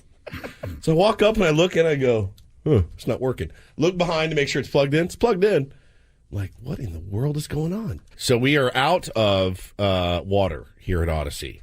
And I know what is happening right now. I guarantee you our bosses are listening, and they're rolling their eyes going, oh, look who's back. Elton John. Mariah Carey, who wants his water again. Adam on the phone to Michael. Hey, it's me. It's Woods again. Well, what now? Well, he wants water now. There is, though, a ping pong table. We don't have water, but there is a new ping pong table here on the sales floor. And I've told you my ping pong theories in the workplace. It's not a rec center. So if I walk back there and I hear, I'm going to lose my mind. I'm going to lose my mind. Just so you know, if I'm back, hey, we need to talk about the Ben and Woods Open. Yeah, hang on. I'm gonna flip out. I'm going to flip out. Day one. I cannot handle it. Hey, look at us. What do we Google? We got a ping pong table now. Tech companies in a nutshell. They've got all kinds of entertainment Fix on the floor. App first. Then you get a ping pong table. Once the app is working, then you can get a ping pong table. You can get a dartboard. You can get a card table. Whatever you want. Shuffleboard. Yeah, shuffleboard. Whatever you want. Put a bowling lane in for all the Give me water. Give me water. Oh, God. Only the sound of it. I told you I almost lost a job over ping pong one time. Oh, my goodness. Oh, but then after that, things started to change around here. I'll tell you that pretty quickly. Culture was addressed, and we're in a much better place now in December than we were in January at Odyssey San Diego. We just took 2 weeks off. We had the holidays. We had so much to catch up on with all of our listeners, and Woods takes 2 minutes before it's just scorched earth on Odyssey. Drew says, that low on content, huh? Need to replay old segments? How about some goals talk? Local sports team playing decent, goalie of the week. I'm just saying. I'm taking off. I'll see you guys in 2024. All right? They had a nice Midwest road trip where they went 4-1. I can talk goals if you want. That's it for me. I'm done. But I think we'll have more fun with our look back. So we're going to check traffic. When we come back, feels like he's been part of the show for years, but he actually didn't make his debut, correct, until January. Yeah, it was this year. Yeah, it was this year in we had January. just gotten back from fantasy camp. I remember that weekend, you said Woods texted me this video and said, "You have to see." I was this. so high. He said, "Go smoke something And watch this video. Thank me in about 20 minutes." Yep. We will get to that right after a check of traffic here on 97.3 The Fan. From the 97.3 The Fan Traffic Center, here's Vicki Pepper. 5 North at Civic Center still got this hit and run in the center divider, causing delays from J Street. I'm Vicki Pepper, in for Kelly Danick with Ben and Woods, San Diego's #1 sports station, 97.3 The Fan. You feel a little weird. You walk up and you have your plate, and you stand there like a dog waiting for your treat. And the guy, "Hey, how you doing? Prime rib, please." And he slices off a piece. Now, this is a weird dynamic. It's the weirdest dynamic. The carving station is weird. Listen to this. Your other shift duties. We'll begin with your second shift duty, greeting and serving guests. Oh, God. Good evening. Find enough to eat today? Boy, I'll say. Well, that's great. Would you care for ham or beef? A little both, I think. All right. Making friendly conversations like this is a big part of greeting and serving guests. I'm pausing it for a second. I'm so glad we're replaying like the whole Where it all comes thing. We hear the drops. All the We've time. heard the drops all year long. It is so much better in context. And what restaurant is It was it? Training Old Country video? Buffet. Old Country Buffet It was a- training video. A training video from like 1991. Hannah was dead asleep, and I think I'd eaten an edible, which I rarely do. I think I'd eaten 2. No, yes, Paulie had given them to me, and I ate like 2. You know, Paulie's got the good stuff. And I was dying, and I scrolled across it and found it. And I was in bed. She was asleep, and I was convulsing, and I was about to explode. I had tears streaming down my face, and I'm like, I cannot believe this. Now, some of it was because I was high, but the other, I was like, this is It's really, the funniest thing this is I've a ever real seen. training I was stone video. cold sober when I saw it. Yeah. And I thought it was Part of hilarious. greeting and serving guests. At other buffet-style restaurants, Wait. guests often feel they're on their own. Do they? Once they've paid for the meal, no one pays much attention to them. Isn't that the point? At Old Country Buffet, we work hard to make sure our guests never feel that way. As a carver, you spend a little more time with guests and other team members. That means you have a great chance to make them feel welcome and appreciated. By greeting the guest warmly and holding brief conversations as you serve them, yes. you say to our guests, "We're glad you're here." Yeah, I'm glad you're here. Let's take a closer look at greeting guests. Can I Every pause for a second, conversation Leslie? you hold. Okay, I am the exact opposite. I don't that was want to real. talk to anybody at the buffet. No, I just don't want my meat. I just want it there, and then I can scoop it out. And the salad bar never talks back to me. I am more than fine with that. More than fine with that. But apparently that's not the business plan of Old Country Buffet. By greeting the guest warmly and holding brief conversations as you serve them, you say to our guests, "We're glad you're here." Let's take a closer look at greeting guests. Every conversation you hold with guests should begin something like this. Good evening. Or, Hi, how are you? once you've greeted the guest, the basic start a greeting. brief conversation. So unable to engage in any small talk at all. Good evening. Here's how you do There's it. some 17-year-old kid in there watching this for a $2.50 an hour going, Hi, how are you? "Hi, how are you?" Something like that? Did I do it right? Once Hi, how you've are greeted you? the guest, start a brief conversation. Try asking a question the guest can answer in a sentence or two. You might ask something like this, Is it still hot out there? or this, Did you catch a game last night? or this. Have you tried the lasagna? It's my favorite. I don't know. Don't I want forget to meat. hold I'm at quick the conversations carving with our station. younger guests, too. Oh, God. Children often play a big This is part in so deciding creepy. which restaurant their parents visit. We want them to feel welcome and special here, too. So start conversations with children by saying something like this. What grade are you in at school? Oh, my Absolutely. God. No. Have Absolutely. you decided what dessert you're going to have? I mean, Or this. Do you like hot fudge sundaes? Do you like hot fudge sundaes? Also, this is also the primer to get on how to be a predator. Ingredient in school. Holy crap. Oh my god. Is that it? There's more. Oh, I need more. I'm here. And Hammer beef? Ham, please. Once guests serving the guests, begin by asking, Would you care for some hammer beef? Ham, please. once guests have chosen what meat they want, you'll carve a slice of it. No S. Exactly Really? what size of slice you will serve will This be is a amazing. judgment call on your part, judgment call. unless the guest makes a special request.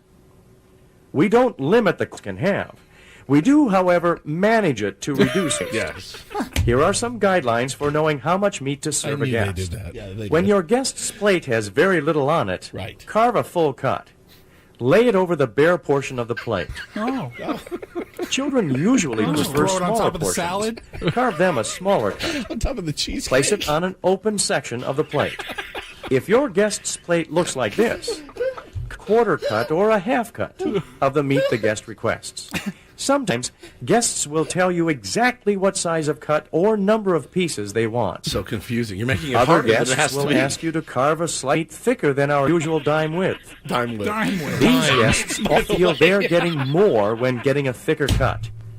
Actually, the thin cut ensures them a tender piece of meat, Don't which sell is me. why we carve dime Yeah, thicknesses. okay. If a guest asks you, I'd like a half-inch slice of that roast beef, please. say something like this. I'd be glad to carve you that. Thinner slices are more tender, though. Would that be all right? You can always come back up for more.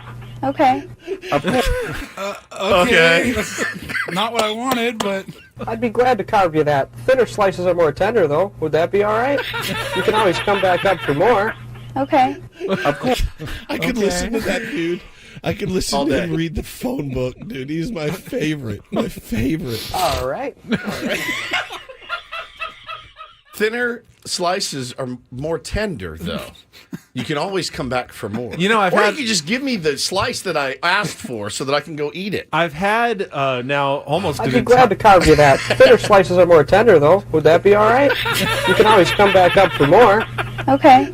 Now that we've had almost an entire year to absorb and think about this video that we first saw and played for you in January, I think part of it is that we all know how much they're trying to manage us in life. Yes. And this kind of pulls back the curtain. It does. You feel sometimes like you're being managed Yes.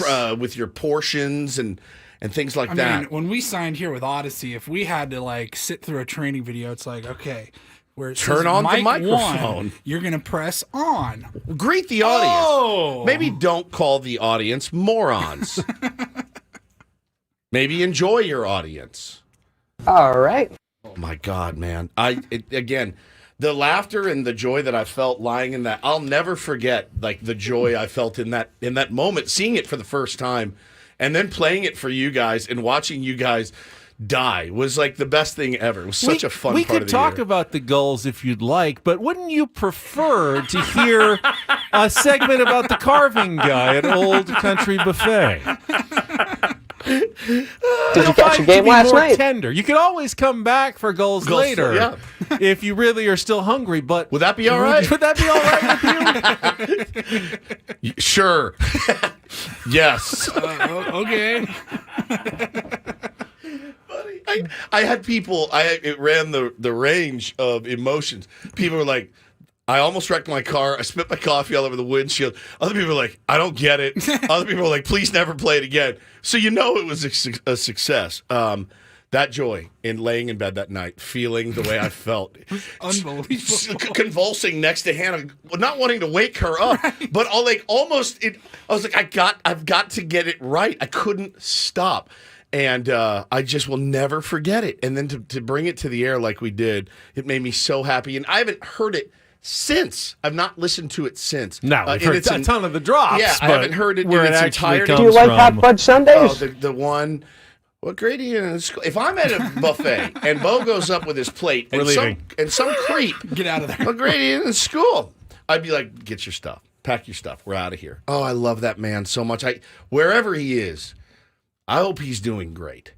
I really do, whoever the carving guy is. So start conversations with children by saying something like this. What grade are you in at school? Absolutely Or not. this. Nope. Have you decided what dessert you're going to have? Nope, don't worry about it. Or this. Do you like hot fudge sundaes? Would you like to sit on my lap for a minute while I carve?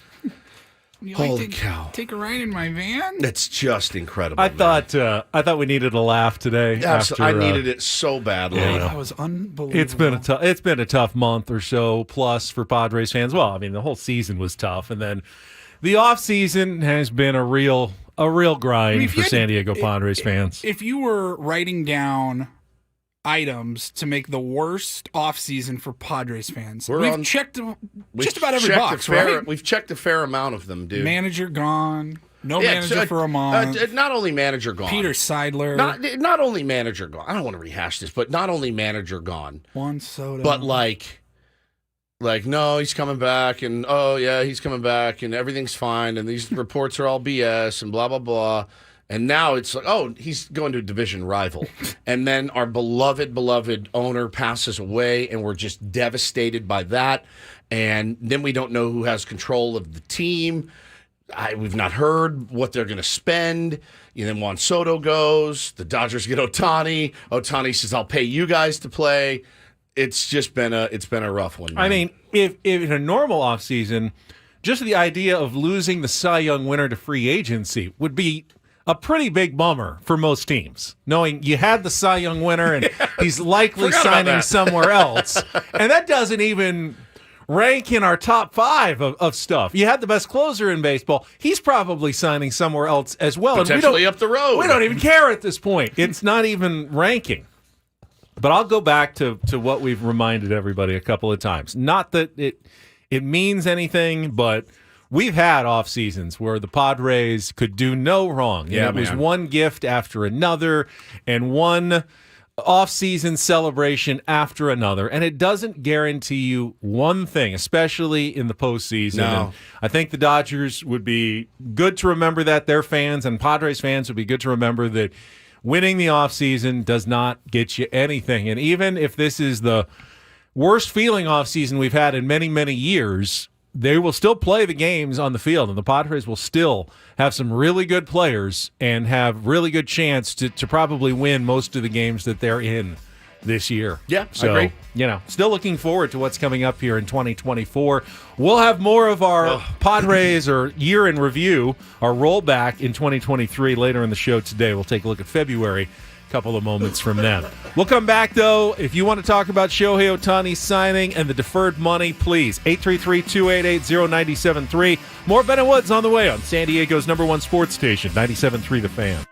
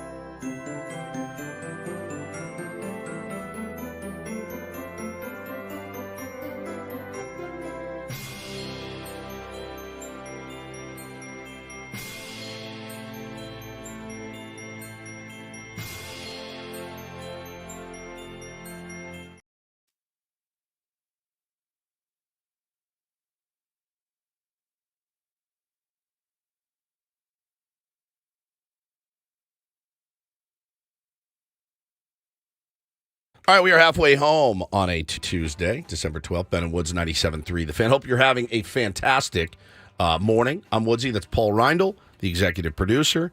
Paulie keeps such great records and keeps such great detail about all the things that we've done, all the guests that we've had. It makes it easy to go back and hit the Wayback Machine and go back and look at some of the things that we did. Excuse me, earlier in the season. I said earlier in the year. Ben Higgins, your friendly neighborhood sports anchor here as well. I really enjoyed that. It was nice to hear some of the gems from the past. We'll have more to come over the next few days. It is, like I said, it's a good time of year to do it. Today we are celebrating the National Ding-A-Ling Day, and I don't know what it is, but I'm very, very curious as what like Ding-A-Ling, like National Ding-A-Ling Day. National Ding-A-Ling. Isn't that what Day. Archie Bunker used to call his wife? Did he? Ding-A-Ling. How's that fly these days? Try that, guys. I mean, Norman Lear, rest in peace, just passed away. It was a groundbreaking television show about a Ding-A-Ling-Ling-Ling-Ling. Oh, look at that. We have. Or maybe he called her a dingbat. Dingbat. Was it a dingbat? And he called his son-in-law Meathead. But it actually was a groundbreaking show that helped bring uncomfortable and new topics to the entire country. Norman Lear passed away last week at the age of 101. Lived about as good of a life as you can imagine. Seemed like a really phenomenal guy, but that's neither here nor there. When did I say ding-a-ling? When did I ding-a-ling-ling-ling-ling? I believe, and I'm not 100% sure, that was somewhat recent that we added that drop. Ding-a-ling-ling-ling-ling-ling. I think it was from a 7 Mile Casino read that you guys did, that's and you the were slot talking machine about sound. slot machines. You're yeah? absolutely Ding-a-ling-ling-ling-ling-ling. Well, I actually looked it up. National Ding-A-Ling Day is Ding-a-ling-ling-ling-ling-ling. the day that you're supposed to pick up the phone and give a little ding-a-ling to those like relatives that you haven't talked to in a really long time. Just give them a little ding-a-ling and reconnect with your like second cousins and great aunts that you never talked to and haven't seen in a year or two. Give them a little ding-a-ling on the phone today on National. Please don't give anybody in your family a little ding-a-ling. Ding-a-ling Day. Ding-a-ling Day. Why wouldn't they just say National Call a Relative Day? I don't know. They call it National Ding-A-Ling Day. No one has ever said, I'm going to give them a little ding-a-ling. Well, not in that context, I don't think, but National Ding-A-Ling Day. I'm going to stay out of it. Because Yeah. it's International Day of Neutrality Day as well. That's true. Ding-a-ling-ling-ling-ling-ling. Stay neutral, my friends.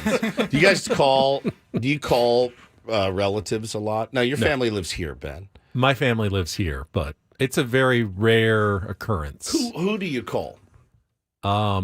Is there like an aunt? I did call my aunt recently. I had a topic to discuss with her. What was the topic on the table? It was when we were going up to the UCLA game, and we were talking about the UCLA people. Pretty much, yeah, kind of thing. So you will pick up the phone in order to get something. You can see it, Paulie. He did not want to tell me what they got. No, just seeing if there was any way to get good tickets for the game. We needed a chicken cutlet recipe. So You're priceless. So you don't call her. You're like the guy that texted me. When was the last call that you made to her? I saw her, I think, a couple months ago. When Okay, but when was the last call? I don't know. Probably years. The 80s. Yeah. And you're like, hey, Aunt Carrie. Yeah. It's Ben. I was just curious. And she knew. She rolled her eyes. She goes, he's about to hit me up for tickets.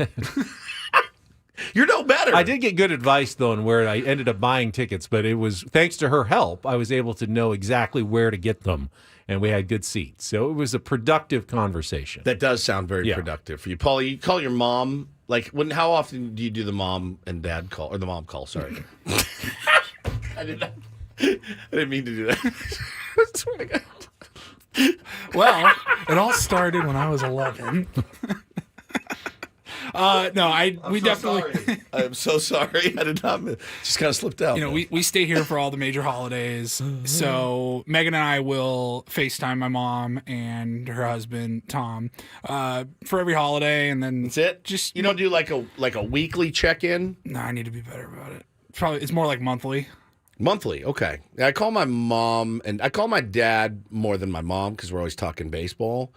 See, now I talk to my mom more than my on the phone. Dad on the phone. Yeah, I call my mom She's my an mom's early working bird. when I'm mostly in the car. She's driving probably around. awake. She's probably awake when you're driving into work. That's what I do. I call my mom in the morning. But my dad's like me. It's 6:30. You two on the phone would be the worst. It's Yep. Sure. Yep. Okay. Yeah. Sure. And then you just hang up. It is. That is exactly what our phone conversations are like. They rarely take more than 20 to 30 seconds. It's and incredible. then we are done because we both like to get off the phone as fast as possible. I will That's why say Woods Woods- doesn't even bother calling me for I've the most called part Ben in anymore. 5 years 3 times. Yeah, Woods calls me 3 times a day. Easily. I don't remember the last time Ben called me, and I know I would be like freaked out a little bit. I think if I'm sitting at home today and and I Ben know calls me, I know that, and I what know now happened? that if I actually call someone on the phone, I'm probably panicking them. So now I really don't. I communicate only via text, which I get it is a little impersonal, but I do prefer it as a mode of communication more than the I actual get most of my call. phone calling done if I'm in the car. Yeah, Like that's the easiest time for me. It feels like if I'm just sitting at home, I don't mind the phone call. I always get Paul. I'll He's usually like, just text. hello. I'm like, sorry. What do we need for tomorrow?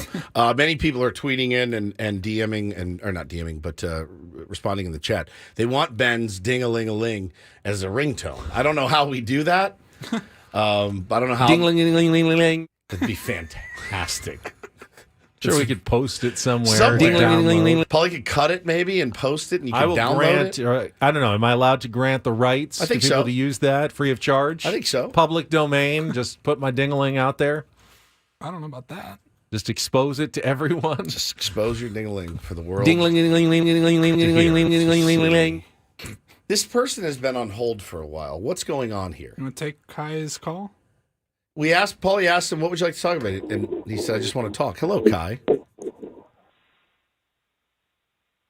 You waited. You're on. Hey, buddy. Hello. Hello. How are you? Fantastic. How are you? Doing well. I wanted to talk about San Diego State baseball here. We got a new coach, and Coach Cole here coming to the Mesa. It's going to be fun. We got great pitching, great hitting, everything we can ask for San Diego State baseball here. I'm really excited, and I don't know if you guys have been listening in about the Aztecs and all their recruits that they're bringing for baseball. I know you guys don't talk about it that much, but I'm really excited for Aztec baseball. I think it's a good thing. Instead of, talking about the Padres losing Soto and all that, it hurts a lot, but, we still have a lot of good players, like you said. For sure. But yeah, it's something to be excited about, for sure. Something to be excited about, for sure. Did you just get a phone call from Kai? Thank you for the call, but I got to let you go real quick because Ben just got a phone call that's very interesting. Sorry about that. No, Mud just called me. Mud, Grant. He heard talking about how I don't like phone calls. So and of he course, called you. He just picked up the phone to call me right away, which I then answered just to see what was up. And Well, you didn't miss. We shot the breeze for 8 seconds, and then he hung up on me, and that was it. He said, just call to let you know I don't care about you. So, This there is you go. so wheels off. I love it. This is my favorite day. What we've was had in a that long guy time. talking about? San Diego State baseball. I was excited about it. I was on the phone. I'm sorry. I missed most of that. Yeah, new coach Eric Cole, the former pitching coach, got promoted. And he was, college baseball season starts, next month? Early February? I think so, yeah. Right around the corner here coming up. So, you got your team to worry about now. And wanted to What's the update? Let everybody know out there we are doing the Tier 1 baseball team, and big development in that. If you want to try out, it's going to be huge. The tryouts are going to be insane. You can email me at benandwoods@gmail.com. That's all I need because I'm going to send out a big group email probably this afternoon. We're going to cut it off. And I'd say by noon, we're going to cut it off today. We've been getting like 5 or 10 a day. I've got so many people that we need to work out. And I wanted to let everybody know we got a field. And we have a date, and I'm going to email you all the details later. But for now, if you're interested and think you can do it, it's going to be a competitive team. This isn't beer league. We're going to go out and try to win games. It's email me at benandwoods@gmail.com if you're interested, and I'm going to send out a big group email later today with the location, with the time, the date, and now I got to figure out how to run a tryout because I've never done that before. The hope is that this tryout naturally whittles the number down. What I don't want to do is walk around and go, you're out, you're done. I think what Woods is saying and trying to be polite But we're about going to it. have like 60 people there probably. And I'll say it since it's not my team. Have some self-awareness. Yes. Don't show up if you have zero baseball ability whatsoever just because you think it'd be cool to be on the team. Woods wants actual baseball players. And I'm sorry if that's not you. I know it's not me. I think it would be a lot of fun, and I will come and watch some games, and maybe I'll even step in a coaching box at some point. But I know I can't play baseball, so I'm not trying out for the team.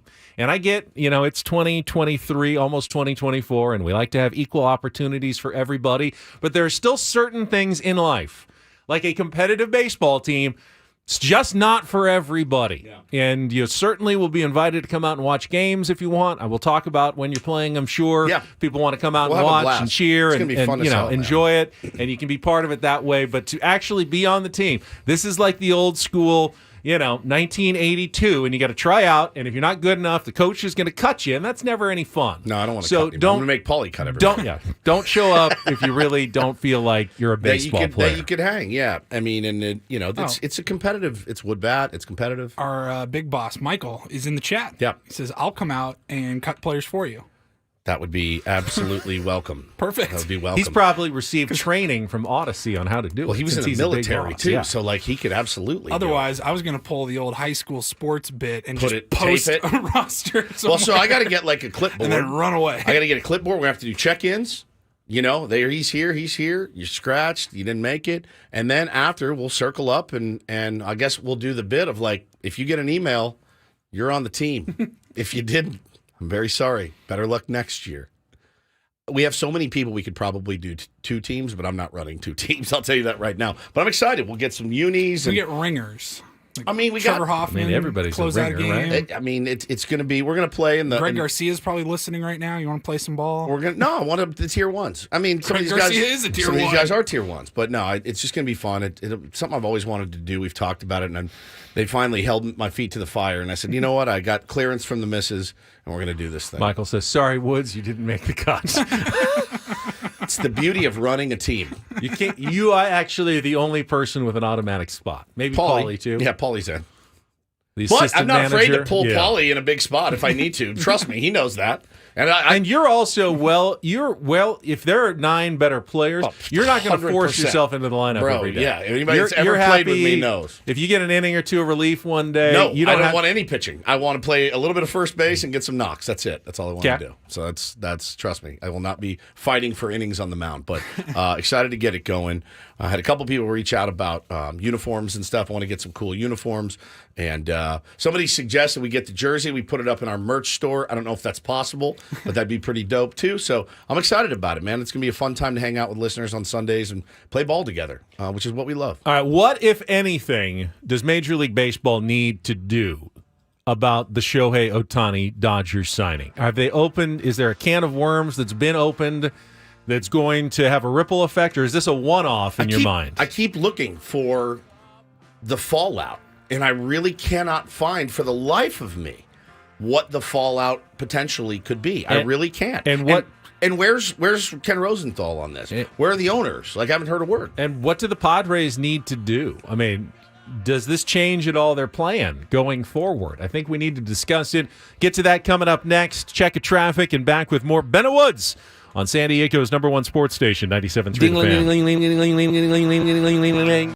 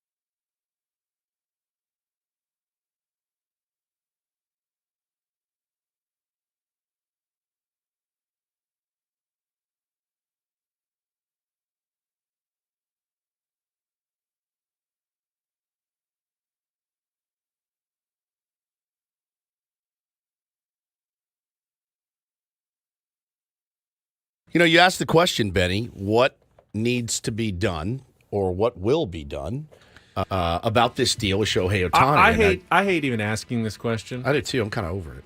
Well, I don't think Major League Baseball is going to do anything. I don't either. I think they're going to literally do zero. I think that they are.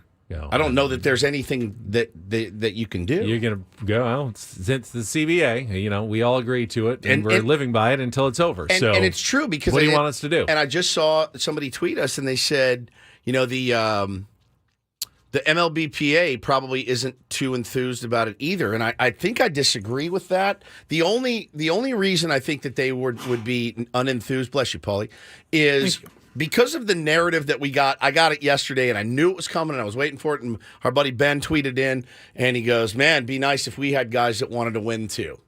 And now if you took a 10-year deal for $250, $350 million, now you're a pariah thanks to Shohei Ohtani. And that's not going to sit well with players. But I do think the Players Union is going, I like the idea that a baseball player can be worth $700 million Absolutely. now. And that's what they're looking at. Yeah. That's what they're looking at and going, woo, mama. And granted, we know about inflation, the value of the dollar. The contract is actually $460. Yes, but right. the idea that everybody is now going to get paid more because Shohei Ohtani got paid this much is not it's a real thing. I mean, it's going to push salaries upward. You think Juan Soto and Scott Boras aren't thinking, well, we were asking for $500 before. Now we're thinking more like $600. $9 and defer it. So it's a real thing. But here's the question that I hate even asking. Does this change the Padres' strategy, their long-term strategy at all?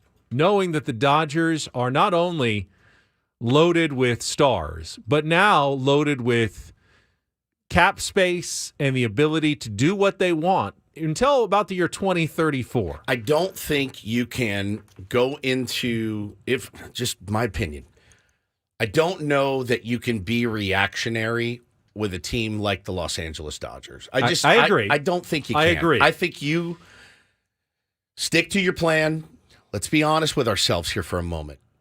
Mike Schilt, talking to you, talking to all of us, you were kind of always fighting for a wild card with that team up north. You always were. I love the first thing he said is we need to battle for division titles and not wild cards. I get it, but at the end of the day, the proof is that you don't, actually. Winning a division title assures you of nothing. No one has proven that better than the Los Angeles Dodgers. No one. The Atlanta Braves in the 90s and the Los Angeles Dodgers of the last 15 years. Winning a division title does nothing. Nothing. Tell me I'm not salty. I'm not. If you're one of the top crying. 2 division winners, it saves you from playing a 3-game series. Set. That's it, man. And so I think you, as AJ Preller, and I guarantee you, I think, Ben, if you injected him with truth serum and he had to tell you the truth, I think he would say, we're not deviating from the plan we had in place at all. I think we are absolutely going to go straight ahead with the guys that we always had in mind. I don't think they're going to go nuts trying to get, to a reactionary move. By the way, who is the reactionary move to Shohei Ohtani? He doesn't exist. Hasn't been born yet. There's no counter to Shohei Ohtani. No, you don't Ohtani. counter it. Jake Cronenworth, he did well against Shohei, at least when he was pitching. Tom Cosgrove made him look foolish. Yeah. There's your counter. I mean, really, what are we talking about here? So what you need to do doesn't change. You still need to figure out who's going to play the outfield for you. You do need to find some left-handed pitching.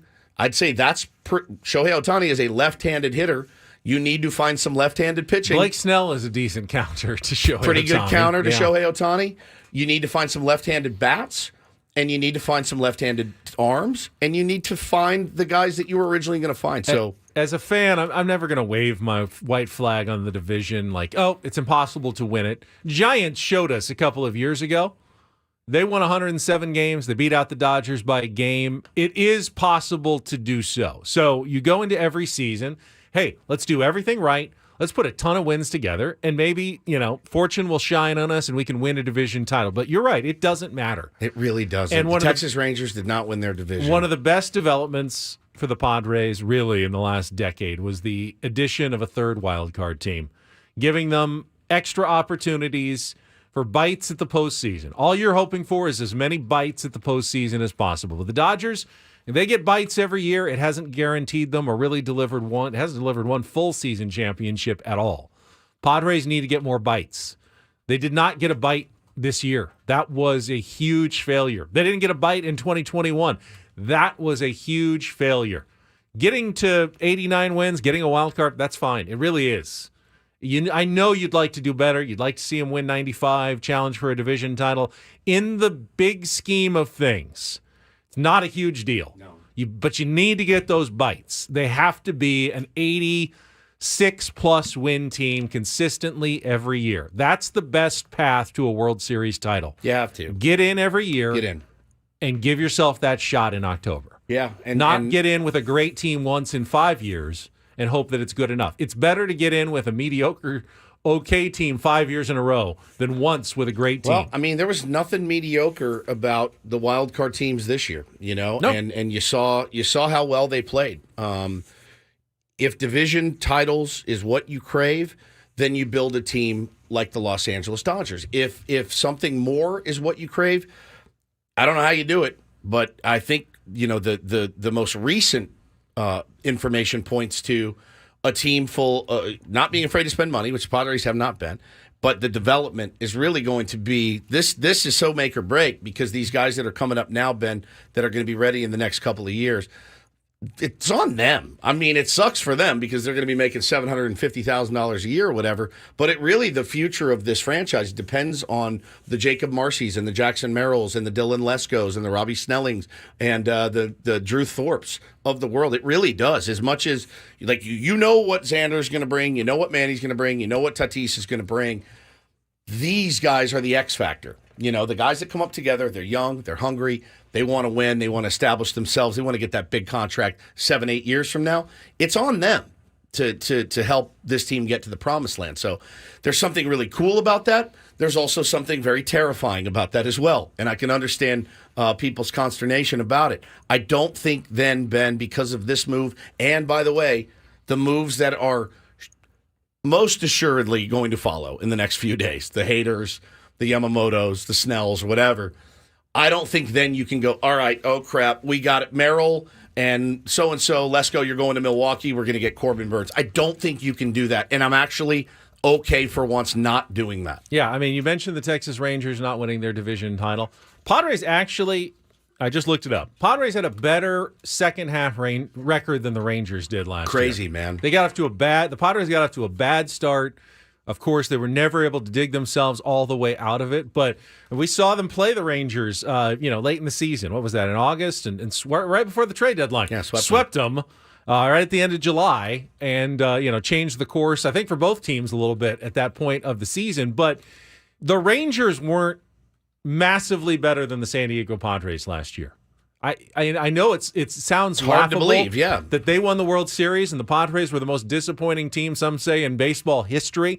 Rangers weren't really that much better than the San Diego Padres. In regular season terms, 8 games overall, Padres had the better record in the second half. Talent-wise, pretty equivalent across the board, I would say. They made really strong moves at the deadline. They made good moves at the deadline, helped them tremendously. They got some really good contributions from young players, and they went on an October tear. There's not that. It's not like this giant gulf that you have to jump across to get from where the Padres are to where the Texas Rangers were 2 months ago. That's exactly right. It's a really good point, and that's why I still do have faith. And all of these moves up north, you said you wanted positive Woods back. I'm more fired up now because I think it's going to be even more fun to watch, if it does, in fact, implode in October. You ever put a hot dog in a microwave for too long? And the hot dog starts to expand, wrinkle, and then kind of it looks like it's going to explode. And then that's what my bookmarks folder looks like on Twitter right now. It looks like a hot dog that's been in the microwave for too long. It's going to explode. If what I feel like the inevitable, if it happens with the Dodgers and their postseason woes, I don't know that getting Shohei Ohtani. Now, some of these other guys that have been mentioned, man, absolutely, like lights out players, and we'll see how it all pans out. But I don't think you can completely change your course because of this move. Just saw one of the leading commentators on The Athletic put out his list of top free agents remaining, where he thinks they're going. Let you know where he thinks the Padres are headed the rest of this offseason. And our phone lines are open for our next segment, 833-288-0973. You want to talk Ohtani, Padres offseason, what we just discussed, please join us next on San Diego's #1 sports station, 97.3 The Fan.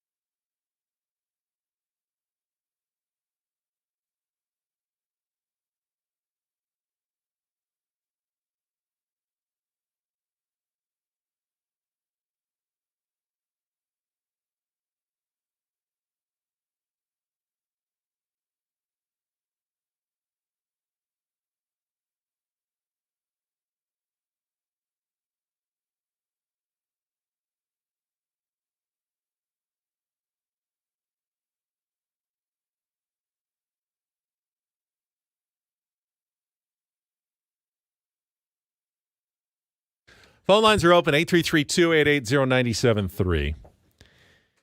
You want to join us, and there are still lots of free agents available out on the market right now. Yeah, now who put this list out? This was Jim Bowden from The Athletic. All right. Fairly incredible guy. Now, he's just making predictions. These are fun. And, like, for instance, number one free agent still remaining, Yoshinobu Yamamoto. They're saying this young man could command between 250, is that right? 200 and 250? Is that right? He's got the Mets, Dodgers, Rangers, Yankees, Giants, Red Sox, Cubs, all interested. Which is weird that you mentioned the Rangers. I had just saw, because they're also in TV deal hell with Bally's. Great job, by the way, Bally's. Been really fun. Just incredible for baseball. The Rangers are not going to try to bring back Jordan Montgomery, who was their horse in the postseason because of financial constraints, but they're in on this guy. All right, fair enough. He says best fits. Best fits. Doesn't Okay, necessarily mean they have the money, but they'd be a good fit for this player. Is he a bad fit on the Royals? I don't think he's a bad fit anywhere. Is he a bad fit on the Rays? But for instance, he predicts that Yoshinobu Yamamoto will go to the Yankees for 9 years, $304 million. It's a lot for a pitcher. He is really good. He's never been in the big leagues before, I know. I mean, that's where we're heading. So I'm curious, and we'll get to it coming up after traffic. Where does he see the Padres spending their money that they have freed up for Juan Soto? It's coming up right after this check of traffic on 97.3 The Fan. From the 97.3 The Fan Traffic Center, here's Vicky Pepper. This report brought to you by Jack in the Box. 54 West at Highland, a crash involving a motorcycle in the center divider. 56 West at Carmel Valley, a wreck has you on your brakes from Carmel Mountain Road. And 5 South at the 56 bypass, someone ran out of gas on the Gore Point. Don't you hate it when you wake up and realize you've missed breakfast by only a few minutes? At Jack, breakfast has no limits. For only $4.50, you can make anytime breakfast time when you get 2 of our new breakfast bagels with freshly cracked eggs and melting American cheese on a toasted bagel. I'm Vicky Pepper, in for Kelly Danick with Ben and Woods, San Diego's #1 sports station, 97.3 The Fan. Now, Bowden goes 17 deep in his free agents best available. There are more than 17 free agents, but you got nothing but time, buddy. It spans from Yamamoto all the way down to Whit Merrifield at number 17. Names in between include Justin Turner. You got 3 former Padres on the list. Seth Lugo, Michael Wacha, Blake Snell are all in there. Lourdes Gurriel Jr. A lot of guys who would make sense for the San Diego Padres. Young-Ho Lee is on there at number 7. What does he have him in the what's he commanding allegedly from Jim at Bowden? Number 7, Young-Ho Lee, age 25. Best fits, Giants, Padres. Prediction, 5 years, $92.5 million to the Giants. That's $17 million. Yeah. Is that right? At the start of the offseason, yeah, very good. Wow. Actually, it's 18. But damn it. Close. I mean, pretty good. That's really pretty good for estimate. me.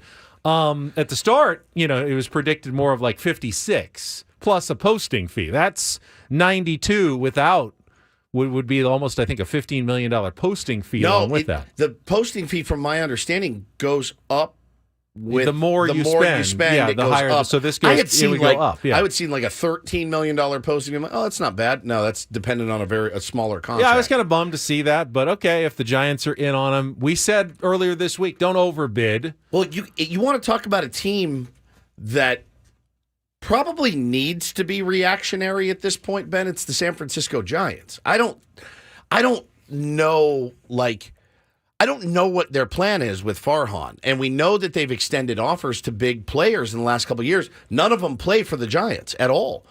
Correa, that whole thing, Arson Judge, of course. Who's their star power right now? You just got this new manager, right? That's all gung-ho for San Francisco. Who's their star? Logan Webb, maybe? They tried very hard last year. Didn't get anyone. Mm-hmm. They kind of need to land someone this year. They have to land one of these guys. He has Blake Snell going to the Mets, 6 years, $162 million. I don't see it. About 23 a year. I didn't either. But hey, it's his opinion. It's his column. He gets to say what he wants to say. Those figures or that team? I don't see that team. I don't see it. Figures, yeah, that sounds about right. Yeah. 23 million, somewhere around there. How about JD Martinez? Padres could use some bench hitting He's depth. right-handed. No, thank you. Yeah. He says Diamondbacks, 2 years, $30 million. Makes perfect sense. Lourdes Gurriel Jr., outfield. Definitely need outfield help. Got him back to the Diamondbacks, 3 years, $39 million. So the Diamondbacks are We're spenders. Fourth place, aren't we? They already got Eduardo Rodriguez. Reese Hoskins, you could put him at first base if you move Jake Cronenworth. Another righty. And he has the Padres as a fit. Has him going to the Giants, 1 year, $15 million. I can see that. Justin Turner, put him at first. Right-hander, DH him. pass. Red hair. Mariners, 1 year, $14 million. Michael Wacha, AJ says he wants another pitcher. You can bring back Michael Wacha. Angels, 2 years, $28 million. 14 a year for Wacha. Pitching there, just with no hope of doing anything. Yeah. I mean, at least here, I feel like there's some hope. Yeah, nothing yet for the Padres. Lucas Giolito at number 13. God.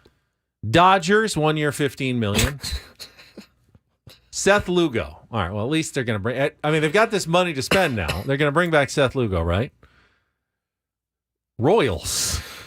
2 years, $24 million. So the Royals are going to outbid the Padres, who have some money to spend now, to sign Seth Lugo. Who was amazing here. And, was terrific. Everyone loved him here. Yet the Padres are going to be outbid on a fairly reasonable sounding. 2 years, $12 million a year for Seth Lugo. And the Padres aren't going to do that. They're going to let him get to the Royals. Jorge Soler, he'd be a fit for the Padres if you put him in the outfield. Right-hander. He is a right-hander, though. Mariners, 2 years, $32 million. And Whit Merrifield, Red Sox. So he actually doesn't see any of the top free agents remaining going to the Padres. Very cool. Eric Hosmer maybe come out of retirement and earn that 13 as a left-handed DH. He retired? Oh, wait, no. He didn't retire. Nobody signed him. I saw someone in the chat like, oh, my God, Eric Hosmer is making more than Shohei Ohtani. All right. Austin Hedges is making more than Shohei Ohtani. Kyle Higashioka is making more than Shohei Ohtani. We all got it out of our system. Moratorium. Trent Grisham's making more than Shohei Ohtani. Moratorium on that joke for next year. It is so decreed here on Ben and Woods this morning. If you see We're done. That's it. We got it out. Everybody you is think making. He's going to be able to stop that? He can't stop. He's not Ben and Woods himself. are not making more than Shohei Ohtani. No. I promise you. No, that's true. That's true. Well, if you even if you combined all of us, we can't. And deferred and anything. Right. We're still not getting there. No chance. To 1 year of Shohei Ohtani. So William says in the chat, if the Padres don't spend this money, fans will revolt. I saw that exact same sentiment yesterday. A guy tweeted in and said, hey, man, we've all heard that they're in financial trouble, this, that, and the other. You cleared Juan Soto. You cleared Trent Grisham.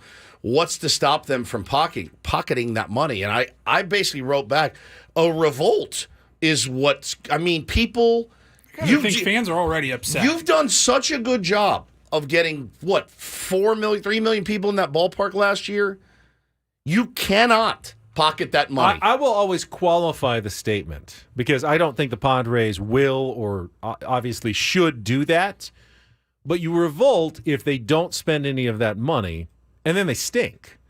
If they don't spend that money, but they go out and they win 94 games, you're okay with that argument. I hate that argument. All you care about is putting the best team possible on the field. And if the Padres truly feel like playing some of their younger players is better than going out and just spending the money to spend money, there's no reason to spend money to spend money. If you're saving it to sign someone better next year, whatever.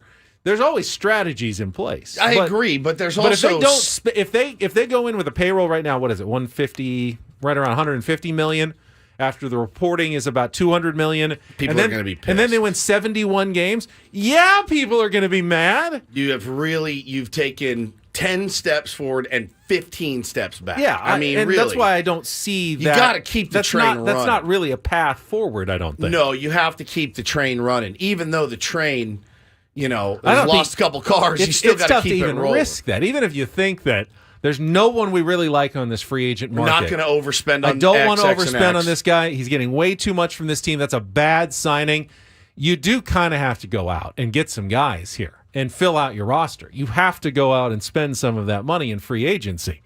Your bullpen is, it's Swiss cheese at the moment. Your outfield is... mostly empty. It's an outfield of 1 right now. 1.5. And there may be some trades out there, and if they pick up salary in a trade, that's as good as signing a free agent. If you get a good player in a trade and add salary that way. So I'm not saying you have to go to the free agent market, but you have to acquire players. You have to. I mean, your 40-man roster is still only at like 34 or something, even after the Rule 5 draft. You have spots that you need to fill, and you will spend some money on some of those players. I guarantee it going forward. I really do. Yeah, absolutely. So I'm not super bummed. Now, maybe part of the strategy is there are always some guys, like Michael Wacha last year, who don't sign, who are value guys, who then all of a sudden you jump in. I mean, Manny Machado was that guy. Padres weren't necessarily in on Manny when the original numbers were coming out. Sure. And then they got closer to spring training, and they saw what was being offered, and they go, you know what, we can actually compete with that. Let's get in there and make a strong offer. They did. They got Manny Machado originally. So we can't sit here in December or even January and go, Padres didn't do their job in the offseason. The offseason isn't really done until they show up in Korea. The day before. I mean, how many times have A.J. Preller pulled off a giant trade 2 days before the season started? It's happened a number of times. So the offseason is long, and we're not going to sit here in judgment yet. But I would expect there will be moves, and I think Jim Bowden is – and again, there's a lot of teams to look at, and you're not going to get all these right. But I think it is short-sighted of him to not at least anticipate the Padres will get one of those guys left on the market now that they have money to spend. If not more. But, I was kind of making the joke that all the guys, all the hitters that you mentioned were right-handed. It's not really a joke. It's a real thing. And as of today, you've got 2 left-handers that are... I mean, look, they are all right-handed. That is a fact. That's a fact. But, I don't know, the team's still better with J.D. Martinez at DH than nobody. Than Matt Carpenter as a lefty. I would say the trade market is somewhere that is going to be explored to add some left-handed hitting at some point. I would certainly prefer a left-handed bat, but if you can get the best right-handed bat, then you got to do what you got to do. The free agent market is not replete with left-handed bats at the moment. It's just not at all. It's I don't even really fear though what the guy tweeted yesterday. I don't fear that we're going to go into a season with the payroll as it stands right now, or even 10 million more. I don't. That's why it's so hard to project 2024 It really is, because you just don't know. This can't be the team. It can't be the team. And I agree with that, Paulie, and I don't think that they're going to pocket that money. But yeah, I mean, Jung Ho Lee, whereas 2 weeks ago I thought, okay, yeah, seems like a good fit. Seems like it's definitely not like a prove it deal, right? Because it's not a rookie contract. But I did not think it would be in that range, And then to find out this week that he's a Scott Boras guy, so okay, he's going to probably get the moon. Jacob wants to know Justin Turner for DH first base. Again, right-handed hitter, long in the tooth, but leadership bit. But I don't know. I don't know how much game he's got left. But yeah, it's just. Yeah, Satan's Blowfish, good point. The opening day roster is the roster for one day. A lot can change, and a lot does every year. Yeah, absolutely. I'm not going to get panicked about it now. But, yeah, there's no chance that they pocket that money. But I really don't think so. There, again, go through the roster. They're 2 right-handed right now. Yes. We talked about that the day Juan Soto was traded.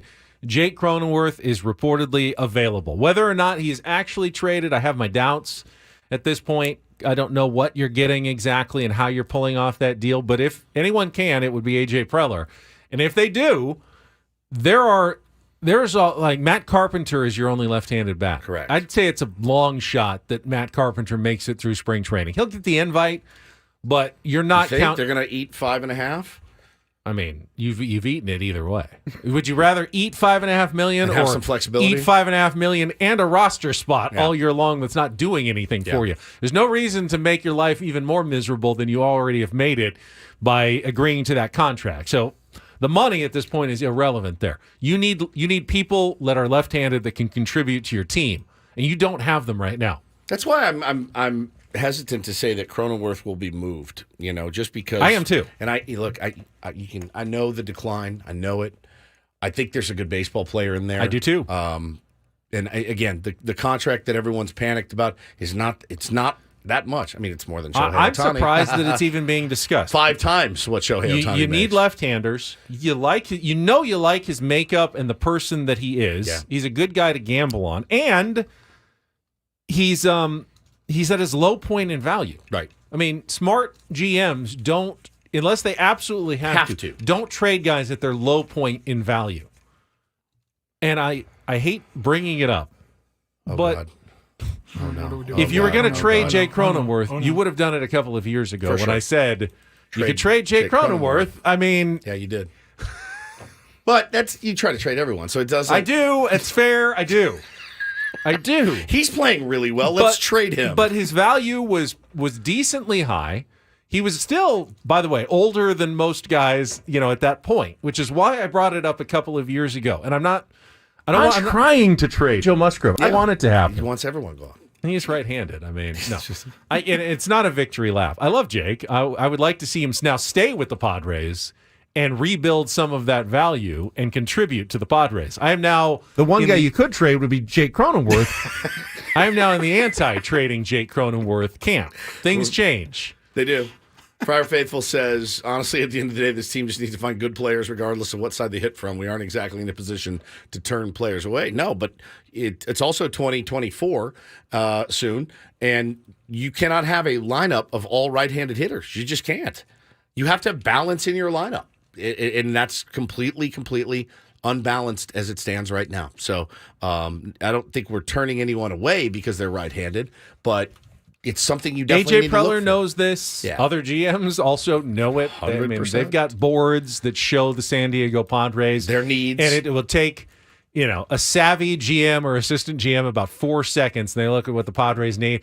Go, AJ needs left-handers. Do we have anyone we can offer and try to, pick off one of these prospects that we like? Because AJ needs some left-handers, both in his lineup and his pitching rotation and in his bullpen. He needs left-handers, and he doesn't have them. So what can we get out of AJ for this extra left-hander that we can probably live without next season? That conversation is going on in a lot of front offices in baseball, in that whatever war room that they've got, where they've got a big board. I picture it. They've got a big board up that's got the rosters on those little magnetic placards for every team. We've seen it. It's amazing. It's up there. They told me don't touch it. It exists. And I and tried they're looking to touch at it, and they It's look at the almost like we're on a Padres. And the third-grade first field trip. The first thing they see is that team needs lefties badly. And they're going, what can we offer and what can we get out of the San Diego Padres to make us better and help them out a little bit too? Yep, I agree, man. I agree.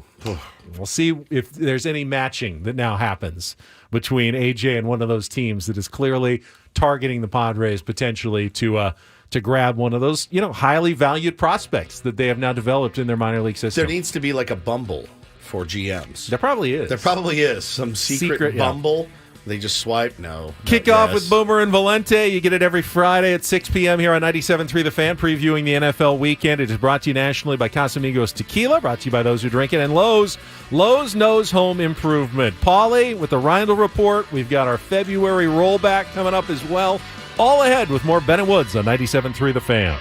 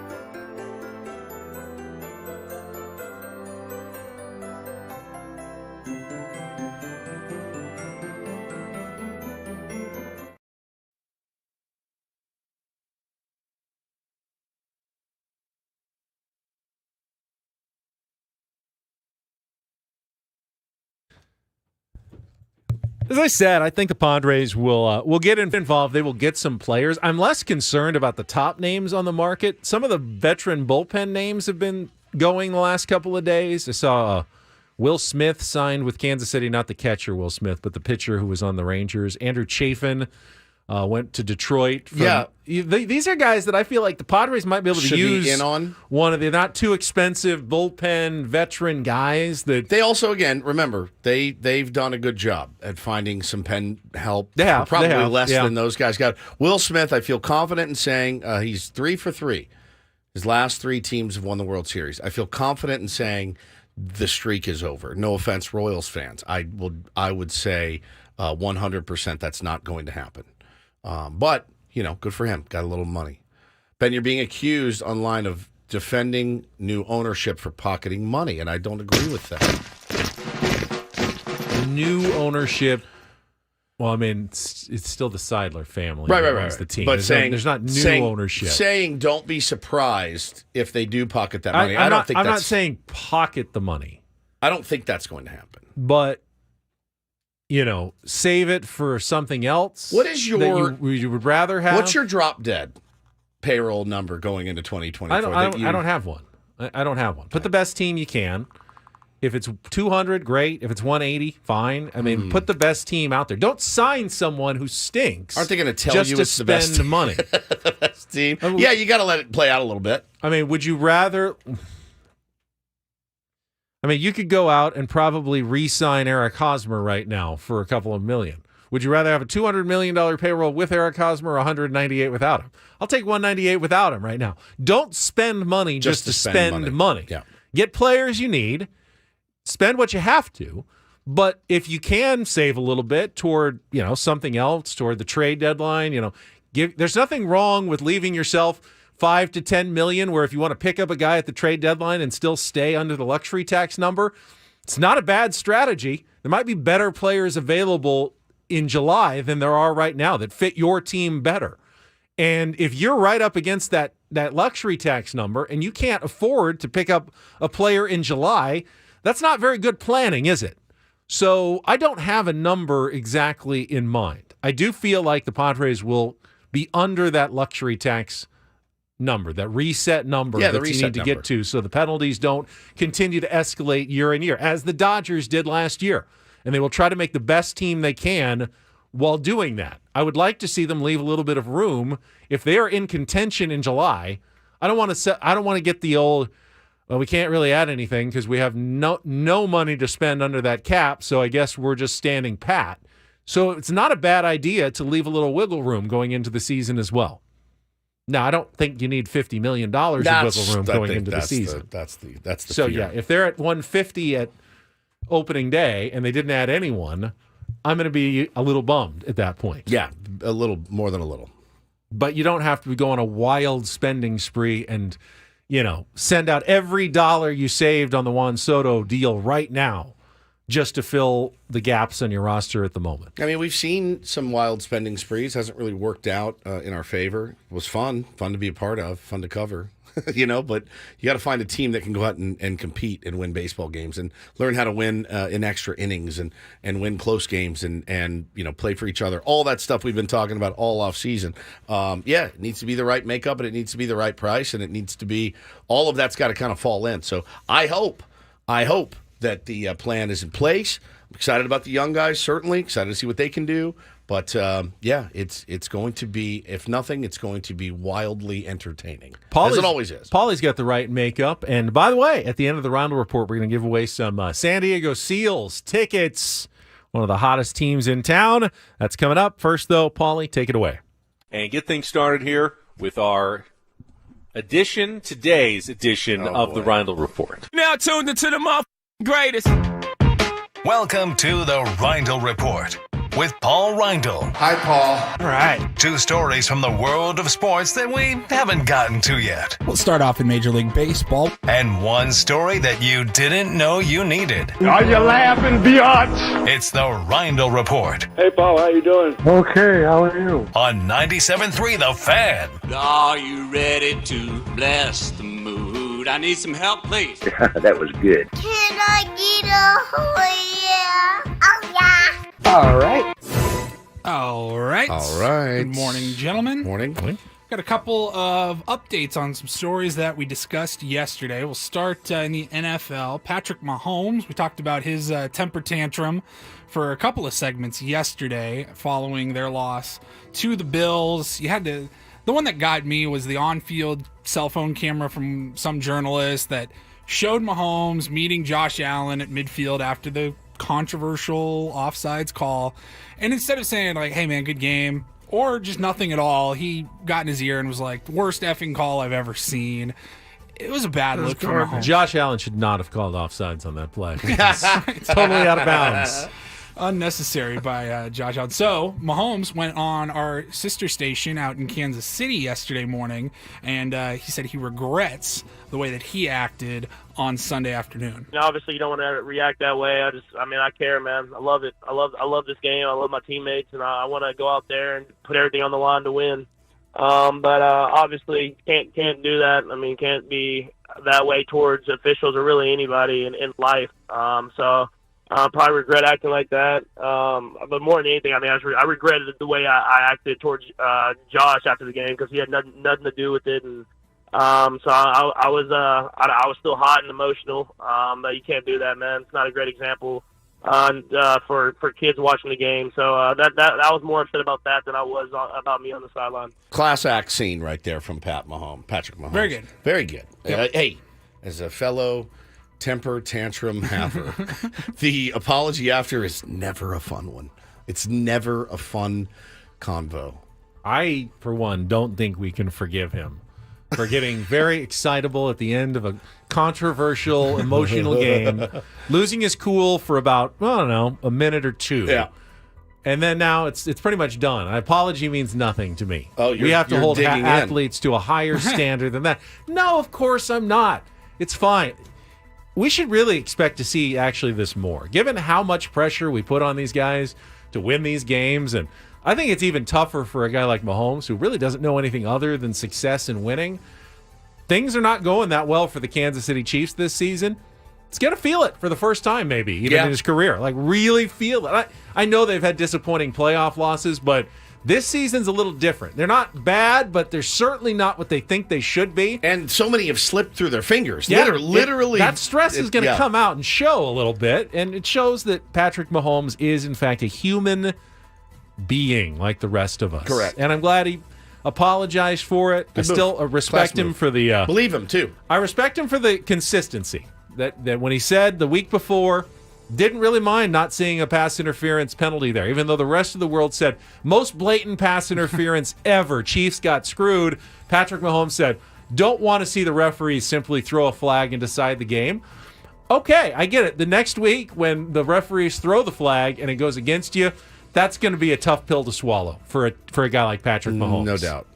All right, another story we talked about yesterday in the NBA, the in-season tournament. Woodsy, you have painted me and Ben into the corner of not liking some celebrations. We talked about it during the playoffs. You guys are just the no MLB fun playoffs. It was every single you clinch. The no fun You win police. this round. You win that round. You never know when you're going to get back. Tomorrow's promised to no one. So we talked about it. I said, it didn't ruin my day to see the Lakers do the whole champagne goggles and everything. It caught me off guard. I wasn't expecting that for this first in-season tournament in November and December, early December. Still so much basketball to play. It was very weird. Again, we're not even close. We haven't even gotten to Christmas yet, which is this unceremonious start to unofficial, opening day. yeah. And so the update is that the Lakers are, in fact, going to hang a banner at Crypto.com Arena. Ben said yesterday they were not going to do that. It came out after the show that, no, yes, they are. The league is obviously making them do it.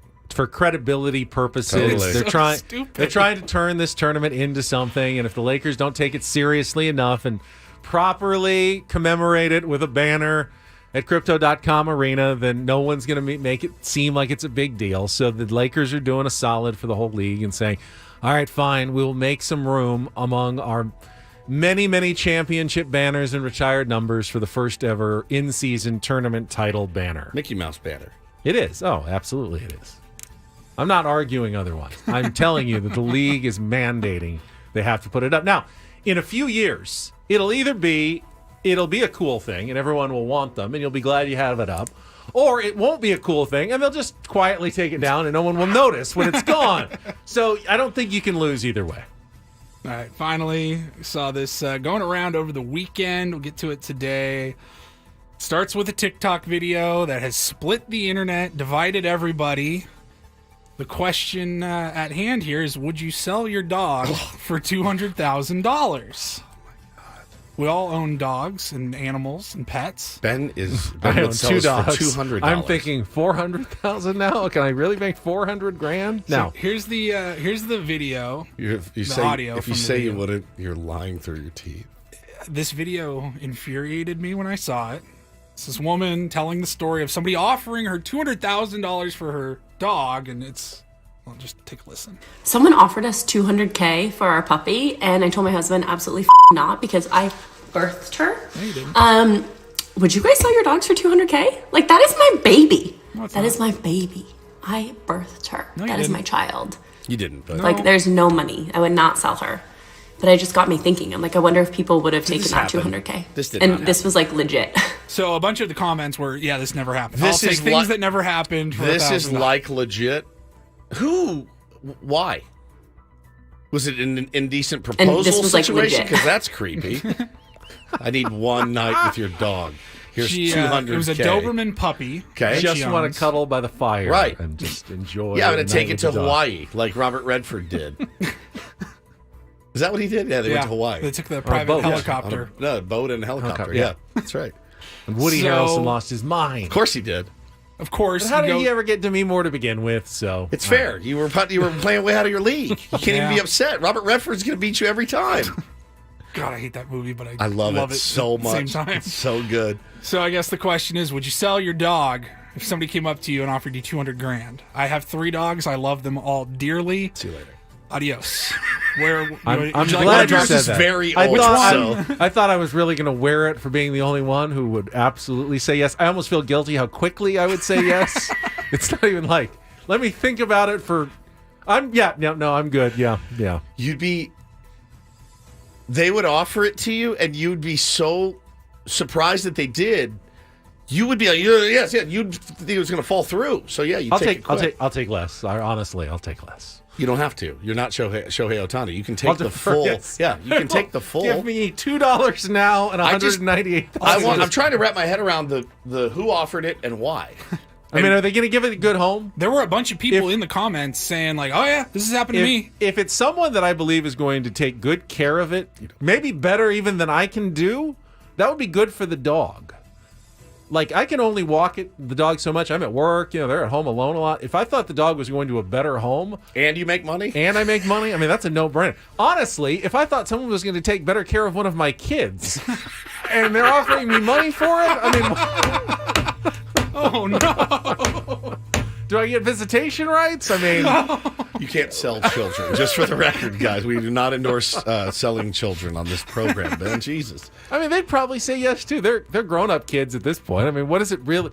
You want a different parent for a little while? Well, I'll share the money with you, too. Wow. The video, I birthed her. No, you didn't. You definitely didn't birth. Well, I would say it's easier. The baby out, maybe. The puppy. I mean, for me, maybe. To sell a puppy, it's fairly easy. You don't have a lifelong connection with the puppy. They don't have a lifelong connection with you. Puppies are born, and they are often bred and given out, and people do that all the time. People who put a lot of effort into like breeding dogs and love dogs still end up having to give them to families because that's what they do. So that happens all the time. Now, if you've had a dog for many years, that's a little tougher. You've developed a relationship. Sure. But then again, dogs only live for 13 15 years, yeah. And if you're like my dog who's 13 already, okay, you want to if you can cash in, handle these last few months, it's yours. Ben would sell his children and his dogs. What's off the table? Is there anything off the table that you can't make money for? I saw that. I mean, would we sell Paul if another station came and asked? Paul does a great job, and they probably said, "We would like to buy your producer from us." From us. And how much are we whacking up? Yeah. Hell, I got an opportunity already this week. You did? Yeah. TROQ, remember? Oh, yeah, to go do board hopping. No. What wouldn't you guys wouldn't sell? make any money on that one, though. When we went to Vegas, I made the joke to my wife, all right, indecent proposal happens tonight. You get the offer. Are you doing it? And she's like, no. I'm like, why? Why not? I'll tell you what I wouldn't be. I wouldn't be Woody Harrelson running around the casino. I'd be sitting at the blackjack table patiently waiting. Be like, all right, how do we do? $1 million? All right. I mean, I said, what if somebody wanted me for $1 million? And she just laughed into her margarita.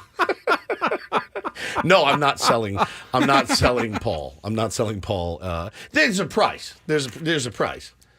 $1 million. I'll sell you. You would tell me to sell you for $1 million. Are they giving Paul a good home, or is it, is it a bad situation? Paul's producing top 40 radio. She's like, I don't care. It's just a gig. As long as he was being taken care of. That's a great. It's so unbelievable, though. How much is a German? What is it? A Doberman? Do those go for 200? Do those go for 250? And you're getting a deal at 200? And why would anyone offer that when they can go to a really reputable, great, dog breeder, probably get the exact same dog? I'm fully on board with adopt, don't shop. Yeah. All three of ours are I rescues. agree. I am too. But if money was that important to you and you sold a Doberman puppy for $200,000, couldn't you get any dog in the world you wanted for like $2,000? Probably a litter of them. You could probably get a whole pack of dogs if you wanted to. I don't believe her. I'm sorry. I hate to be a cynic, but I don't believe her. Thank you, Paulie. You're welcome. All right, speaking of good deals, I've got Seals tickets for absolutely nothing right now. Free for the third caller, 833-288-0973. Pair of tickets to the Seals Nighthawks game at Pechanga Arena on December 29th. Little post-Christmas fun for you and someone. It's a pair of tickets. You can get your Seals tickets now at sealslax.com. Where are the Nighthawks from? Rochester. Good old upstate New York. I bet they'll be very happy to be visiting San Diego in late December. I believe they're on a road trip. I believe they're 2-0. All right, too. good So game too. All right, call now 833-288-0973. Chance to win right now from Ben & Woods, and then we'll be back. This hour of Ben & Woods brought to you by Smart & Final. This holiday season, shop groceries, baking needs in one trip. That's it at Smart & Final. More Ben & Woods next on 97.3 The Fan.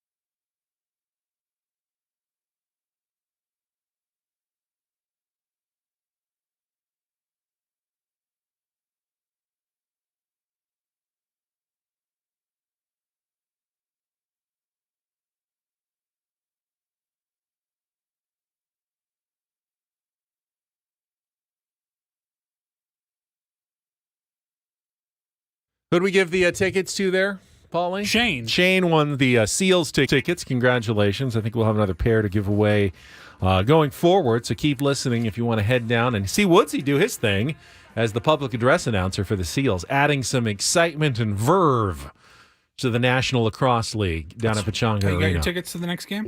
Yeah, thanks for coming, Woods.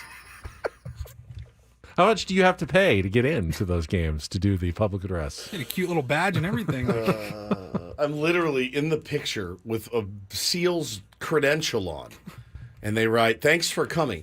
I didn't have a choice. I work there, Seals. Guys, you're on my list.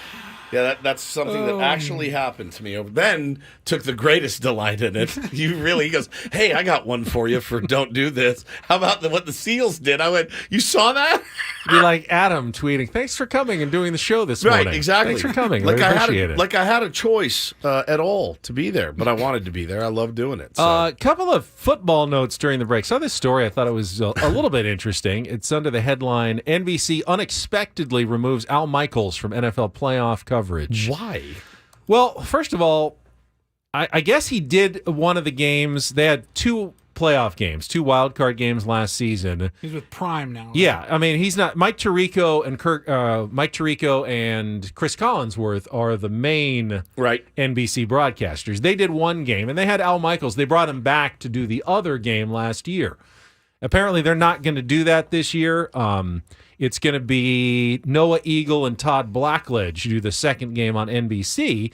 But I guess this was a surprise, and Michaels didn't know about it. This is a report from the New York Post from Andrew Marchand. Honestly, says he was reportedly unaware of this move coming down. But he works for Amazon Prime now. He made his choice. No, it's part of his deal.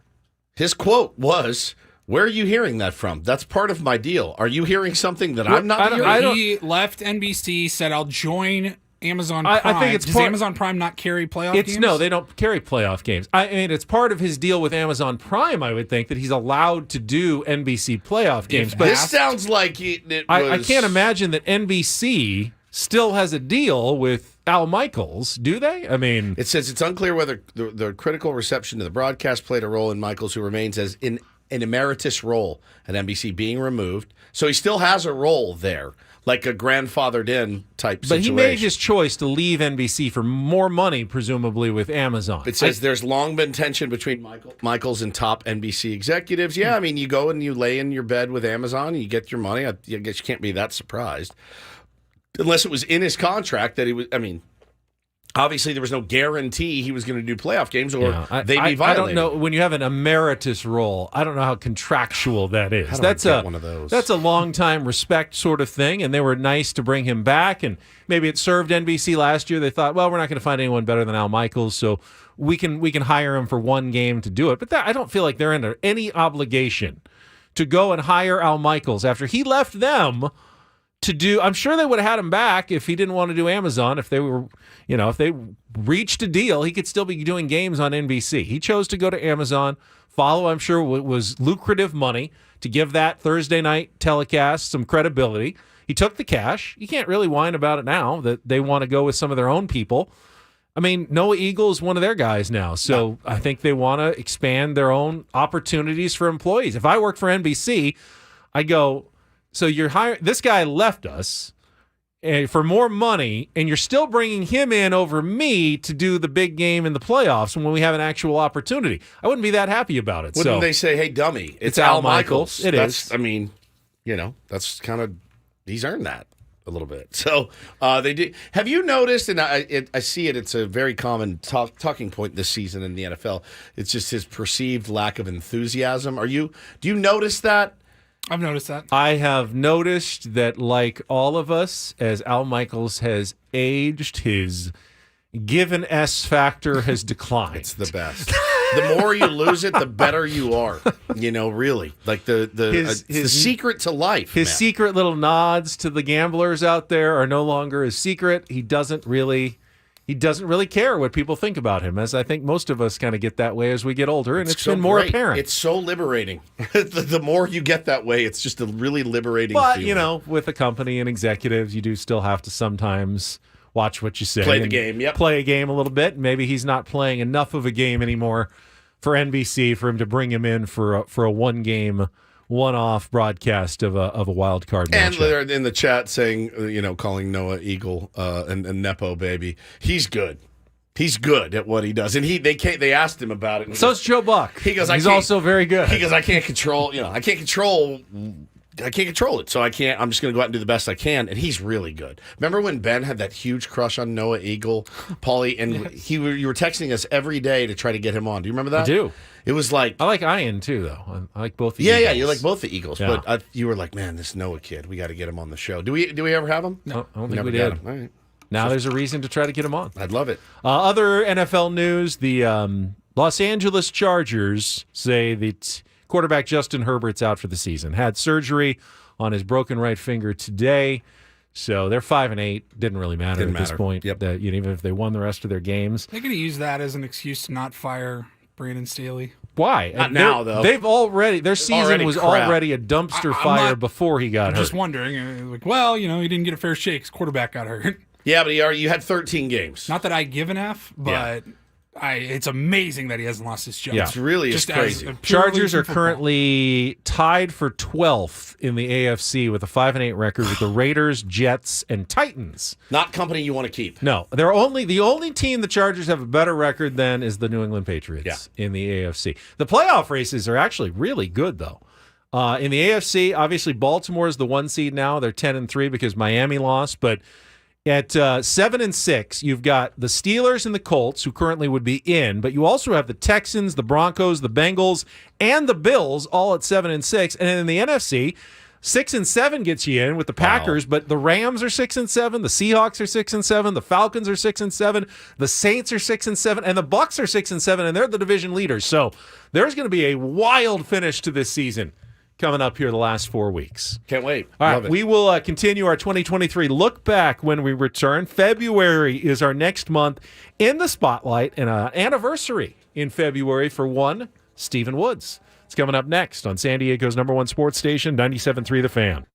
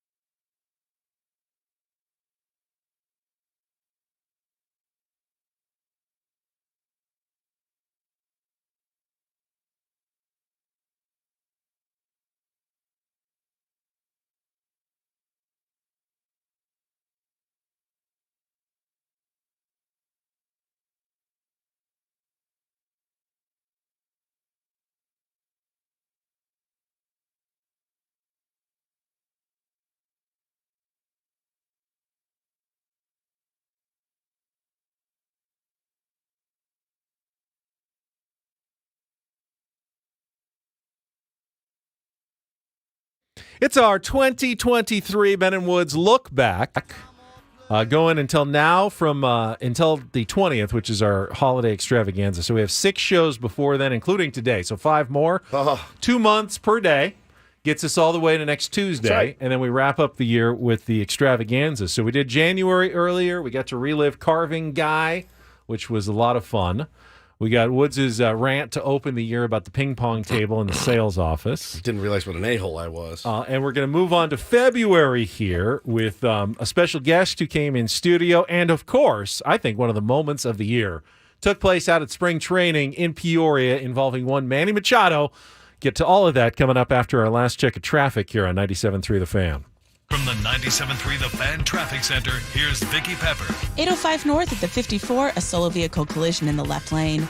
I'm Vicki Pepper in for Kelly Danick with Ben and Woods, San Diego's #1 sports station, 97.3 The Fan. Woodsy, why don't you set up the your 13th anniversary of cracking the airwaves for the first time in your life. Took place in February, and it felt like it was a big moment for you. It's huge, man. I mean, just you look back at where you were 13 years ago to where you are now. I'm not supposed to be here, right? And you always are so appreciative, which I admire that about you. You never take anything for granted. I do sometimes, and I try not to. Not that often, though. Not that often. It's very rare. And you're also thankful to the people who you've met along the way, who have inspired you, who you have just directly stolen bits from over the years. Mm-hmm. But you always thank them and appreciate them as well. Yeah, I never want to be a hack. I'll steal your bit, but I'm going to give you full credit for it. You do? Yeah. Is this when we had LOB in? Yes. All right. So one of the girls I was fortunate to work with on the first show I moved to town, she was found on YouTube. She was a comedian. She had no radio experience, just like me. Took her about 3 months to get comfortable, and once she did, it was legendary. She's a legend. Her name's Lauren O'Brien. We had her in February to come in and hang out with us. And the other mother bit. I mean, the other mother bit was one of those things where, like, it's like Ben will say, "Oh, by the way, I did this," and we're like, "Wait, what?"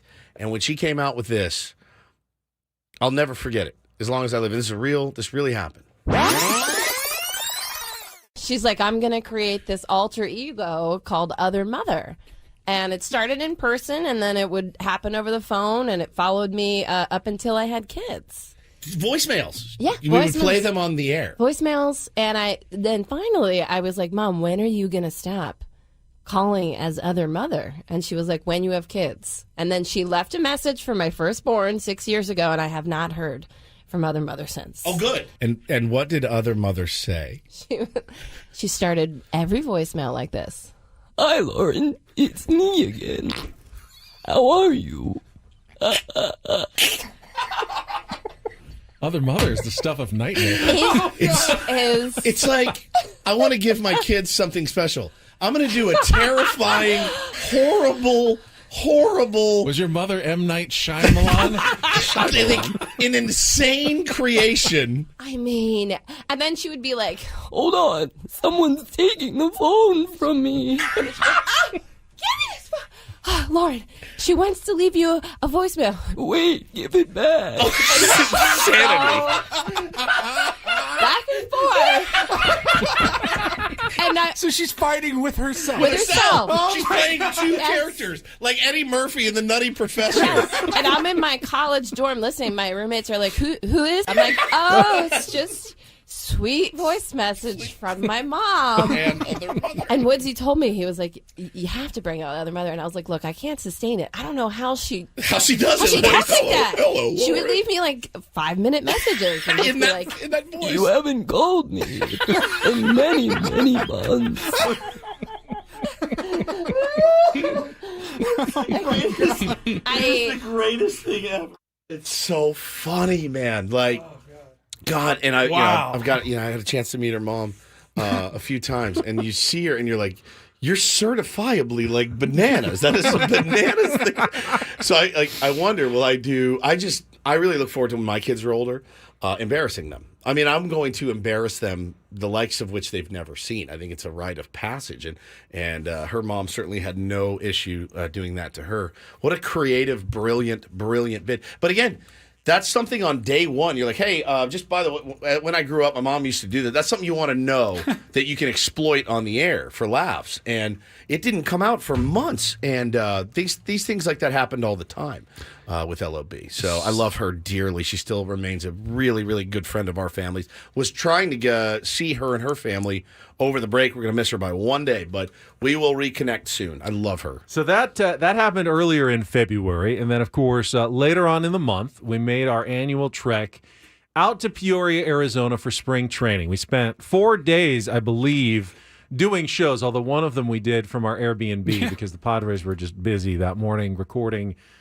things for the team. So we're all in our pajamas. We had Bob Scanlon stop by the Airbnb. Which was fun. Yeah, he stopped. That was great. But we did 3 shows from the spring training complex. And if you remember, this was the time when the rumors were flying that Manny Machado was going to opt out of his contract after the 2023 season. They weren't his rumors. 5th season. His first day out there at his locker, he said, I will be opting out. So there was, as you can remember, a bit of a panic among Padres fans. That is this it? Are we going to lose Manny Machado if we don't get a contract extension done? Brilliant strategy, by the way, by Machado and his agent as well. It worked out pretty well for him. To put some pressure on the San Diego Padres. Padres weren't the only ones putting pressure on. Fans were putting pressure on, and we succumbed to it as well. And we tried to devise a way to at least make our wishes known that we wanted Manny to stick around for the long term. And so we had, for I think it was at our final day there. Yeah, our final day in Peoria. We I think Paul even went to like the coffee place in Peoria, Arizona, to draw up our idea for the lifetime BFF, Best Friends Forever contract with Manny Machado to see if we can get him to at least sign that. So if you leave, we're still BFFs. As maybe a precursor to something else. And get him used to signing contracts and stuff. And we weren't sure what was going to happen when we presented it to Manny, but here's what happened outside the Padres facility there in Peoria, Arizona.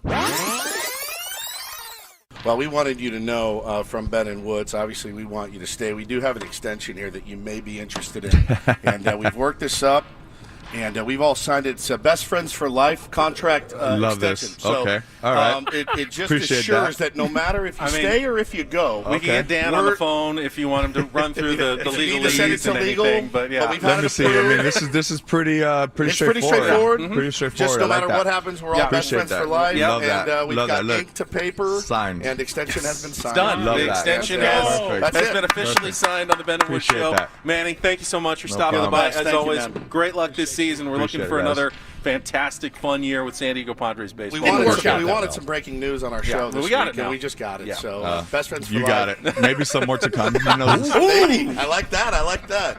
Maybe some more to So come. we a then harbinger spent, of things to come. I would say, the next 24 hours parsing that one comment at the end. Did Manny just reveal a little bit of information to us there? He was in a jovial mood, let's say, that morning when he sat down with us. Didn't seem to have a care in the world. Unusual for a guy that was going, at the center of the storm, at the eye of the hurricane. Well, lo and behold, what was it, 24 hours later? Yeah.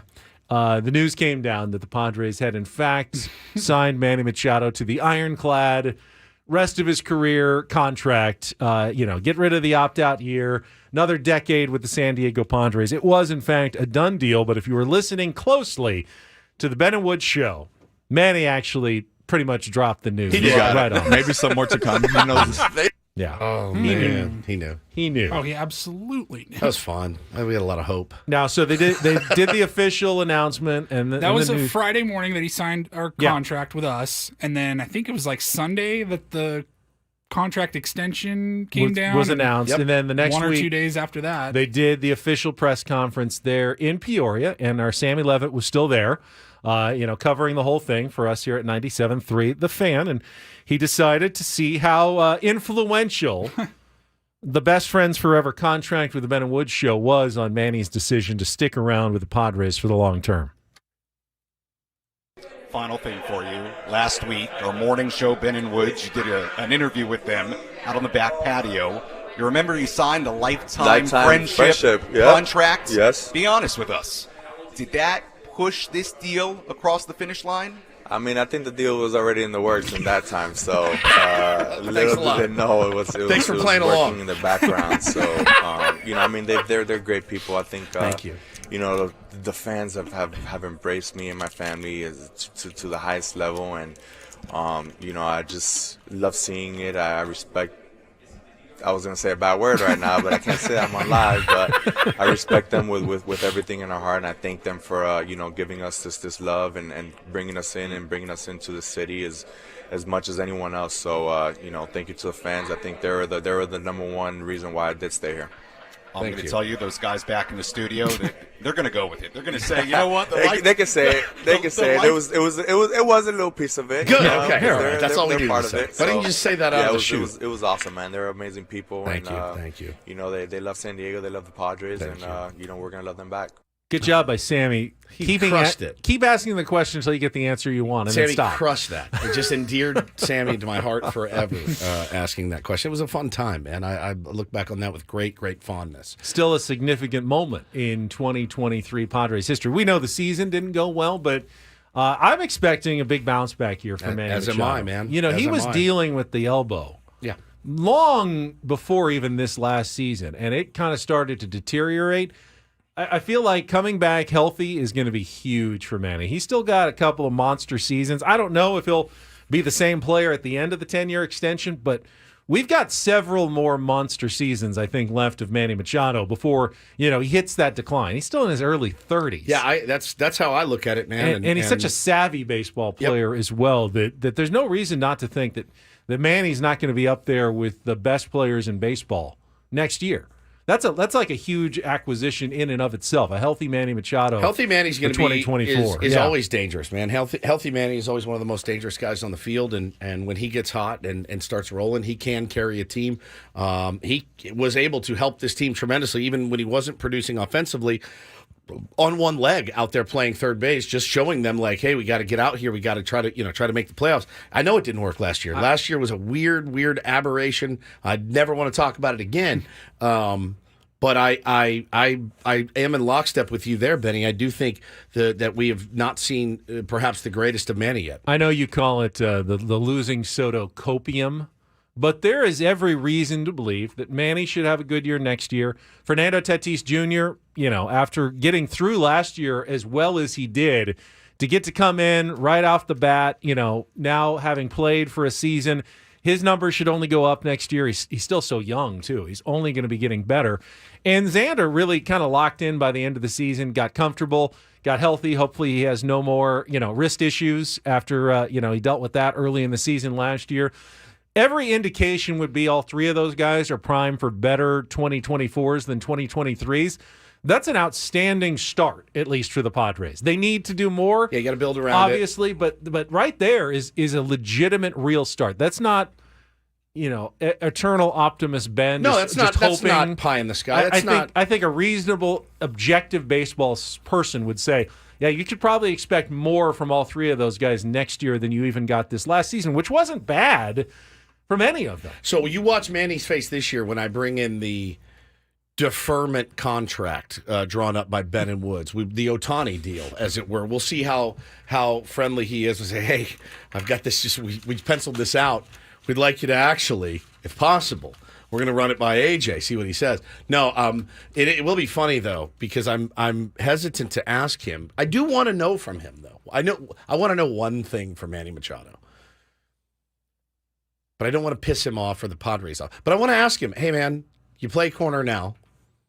Would you play the other corner when you get older? Because you're going to be here for a long time. Is that something you've considered? And do you think he'll freak out? And is that insulting? That's the thing. Is like I never looked at that as an insult. I just don't. Like a lot of great players do it. A lot of great players have done it, and a lot of great players will continue to do it. But I wonder, like, what is in the card? I don't feel like he's at his best when he's a designated hitter. That dude loves to play the field. He's better at it than anyone. He's so smooth. I mean, yeah, he would. Bro, he would do it. He could figure it out in a day. Yeah, he'd be an outstanding first baseman at some point. He's not there yet. He's not there yet. I'm just asking. I'm asking the question. 5 years down the road, is that something he'd look at? Curious to what his answer would be. Somebody's going to have to do it. Somebody's got to do it. It's funny. In my T-ball team, they all want to play first base. You can't find a major leaguer that wants to play first base. But all these kids that can't catch, I want to play first. Why? You can't catch. You cannot catch the ball. Why do you want to play first? They just all want to play first. You go ask a big league. leaguer. Short hops is not that fun. No, you go ask a big leaguer, hey, do you want to play first? They're like, first? What am I, the worst player of all time? I got my first baseman's glove when I was like 11. And I was told, like, hey, you're going to be involved in just about every play. It's the greatest. Like, yeah. It's so fun. Sign me up. It's so fun. I think, I don't know. I don't know why all these guys are averse to it, but I'm into it. I'm going to ask him, is that in the plans for down the road? Him and Xander duking it out for first base in 5 years. Should be a lot of fun. But, you should be able to find first baseman in the meantime. That's what everyone says. We haven't been able to. Everyone says that. When was the last time we Adrian Gonzalez? Just find a great corner outfielder and a first baseman. Piece of cake. That is true. Where Everyone are they? says it's so easy. Corner, outfield, first are base. they? Then why has it been so hard for the Padres to find them over the years?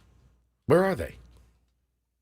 Everyone says it's left-handed hitting. They always say it's moronically easy. You move Tatis to center and go find a corner Reese outfielder Hoskins and a first is available. baseman. Not lefty though. Nope. Another righty out there. Garrett Cooper, people are talking about. I mean, fine. He's right-handed though. Again, all right, whatever. I don't know. I'm not gonna figure it out today. That's it for me. All right, Woods is done. Done. Reminder again, we're working our way toward next Wednesday and the 5th annual Ben & Woods Christmas and Holiday Extravaganza on the 20th. And if you haven't nominated a family in need yet, you can still get those names in at our website, 973thefan.sd.com/holiday. Nominate a family that you think could use a little extra help this holiday season, and we will be giving away $1,000 gift cards courtesy of some amazing sponsors who have stepped up. They are 7 Mile Casino, just 7 minutes from downtown. We've got Swami's Cafe, a spot to dine and unwind. The San Diego Seals, get your tickets now at sealslax.com. And Padilla Law Group, San Diego's father-son injury law firm. Visit PadillaLawGroup.com. We're going to have all the fun and festivities. We're ramping it up even a little bit more this year. It's just been kind of gradual, step by step. Started pretty innocuously as something just to do over the holidays to get us to the end of the year. It's insane now. Had to do a whole Zoom. I was sick that I was like COVID quarantining and had to do it that 1 year on Zoom. I wasn't mad about that at all. You weren't. No. But it's gotten bigger. Now. It's gotten bigger and better every single year, and this should be the biggest one yet coming up next Wednesday, the 20th. So Can't wait. If you're not here, you will definitely want to be online. I recommend getting onto the YouTube stream for that one. It will be obviously available on the radio, but the visuals will be pretty cool as well on that one. Stick to sports, guys. I love you. I appreciate you, but it's not your. That's going to be a rough morning for you. It's a very, very rough day for you. Sorry. I mean, unless there is unbelievably earth-shattering Padres news, there's really no sports there. There probably will be. Of course there will Based on the fact that we are AJ's planning just an entire ready show. to drop it on us that morning for some reason. We got some fun things in the plans. All right, that's it for us today. Wrapping it up. We'll be back tomorrow morning at 6 a.m. for executive producer, imaging director Paul Reindl. For Stephen Woods, I'm Ben Higgins. Have a great rest of your Tuesday. From all of us here at San Diego's #1 sports station, 97.3 The Fan.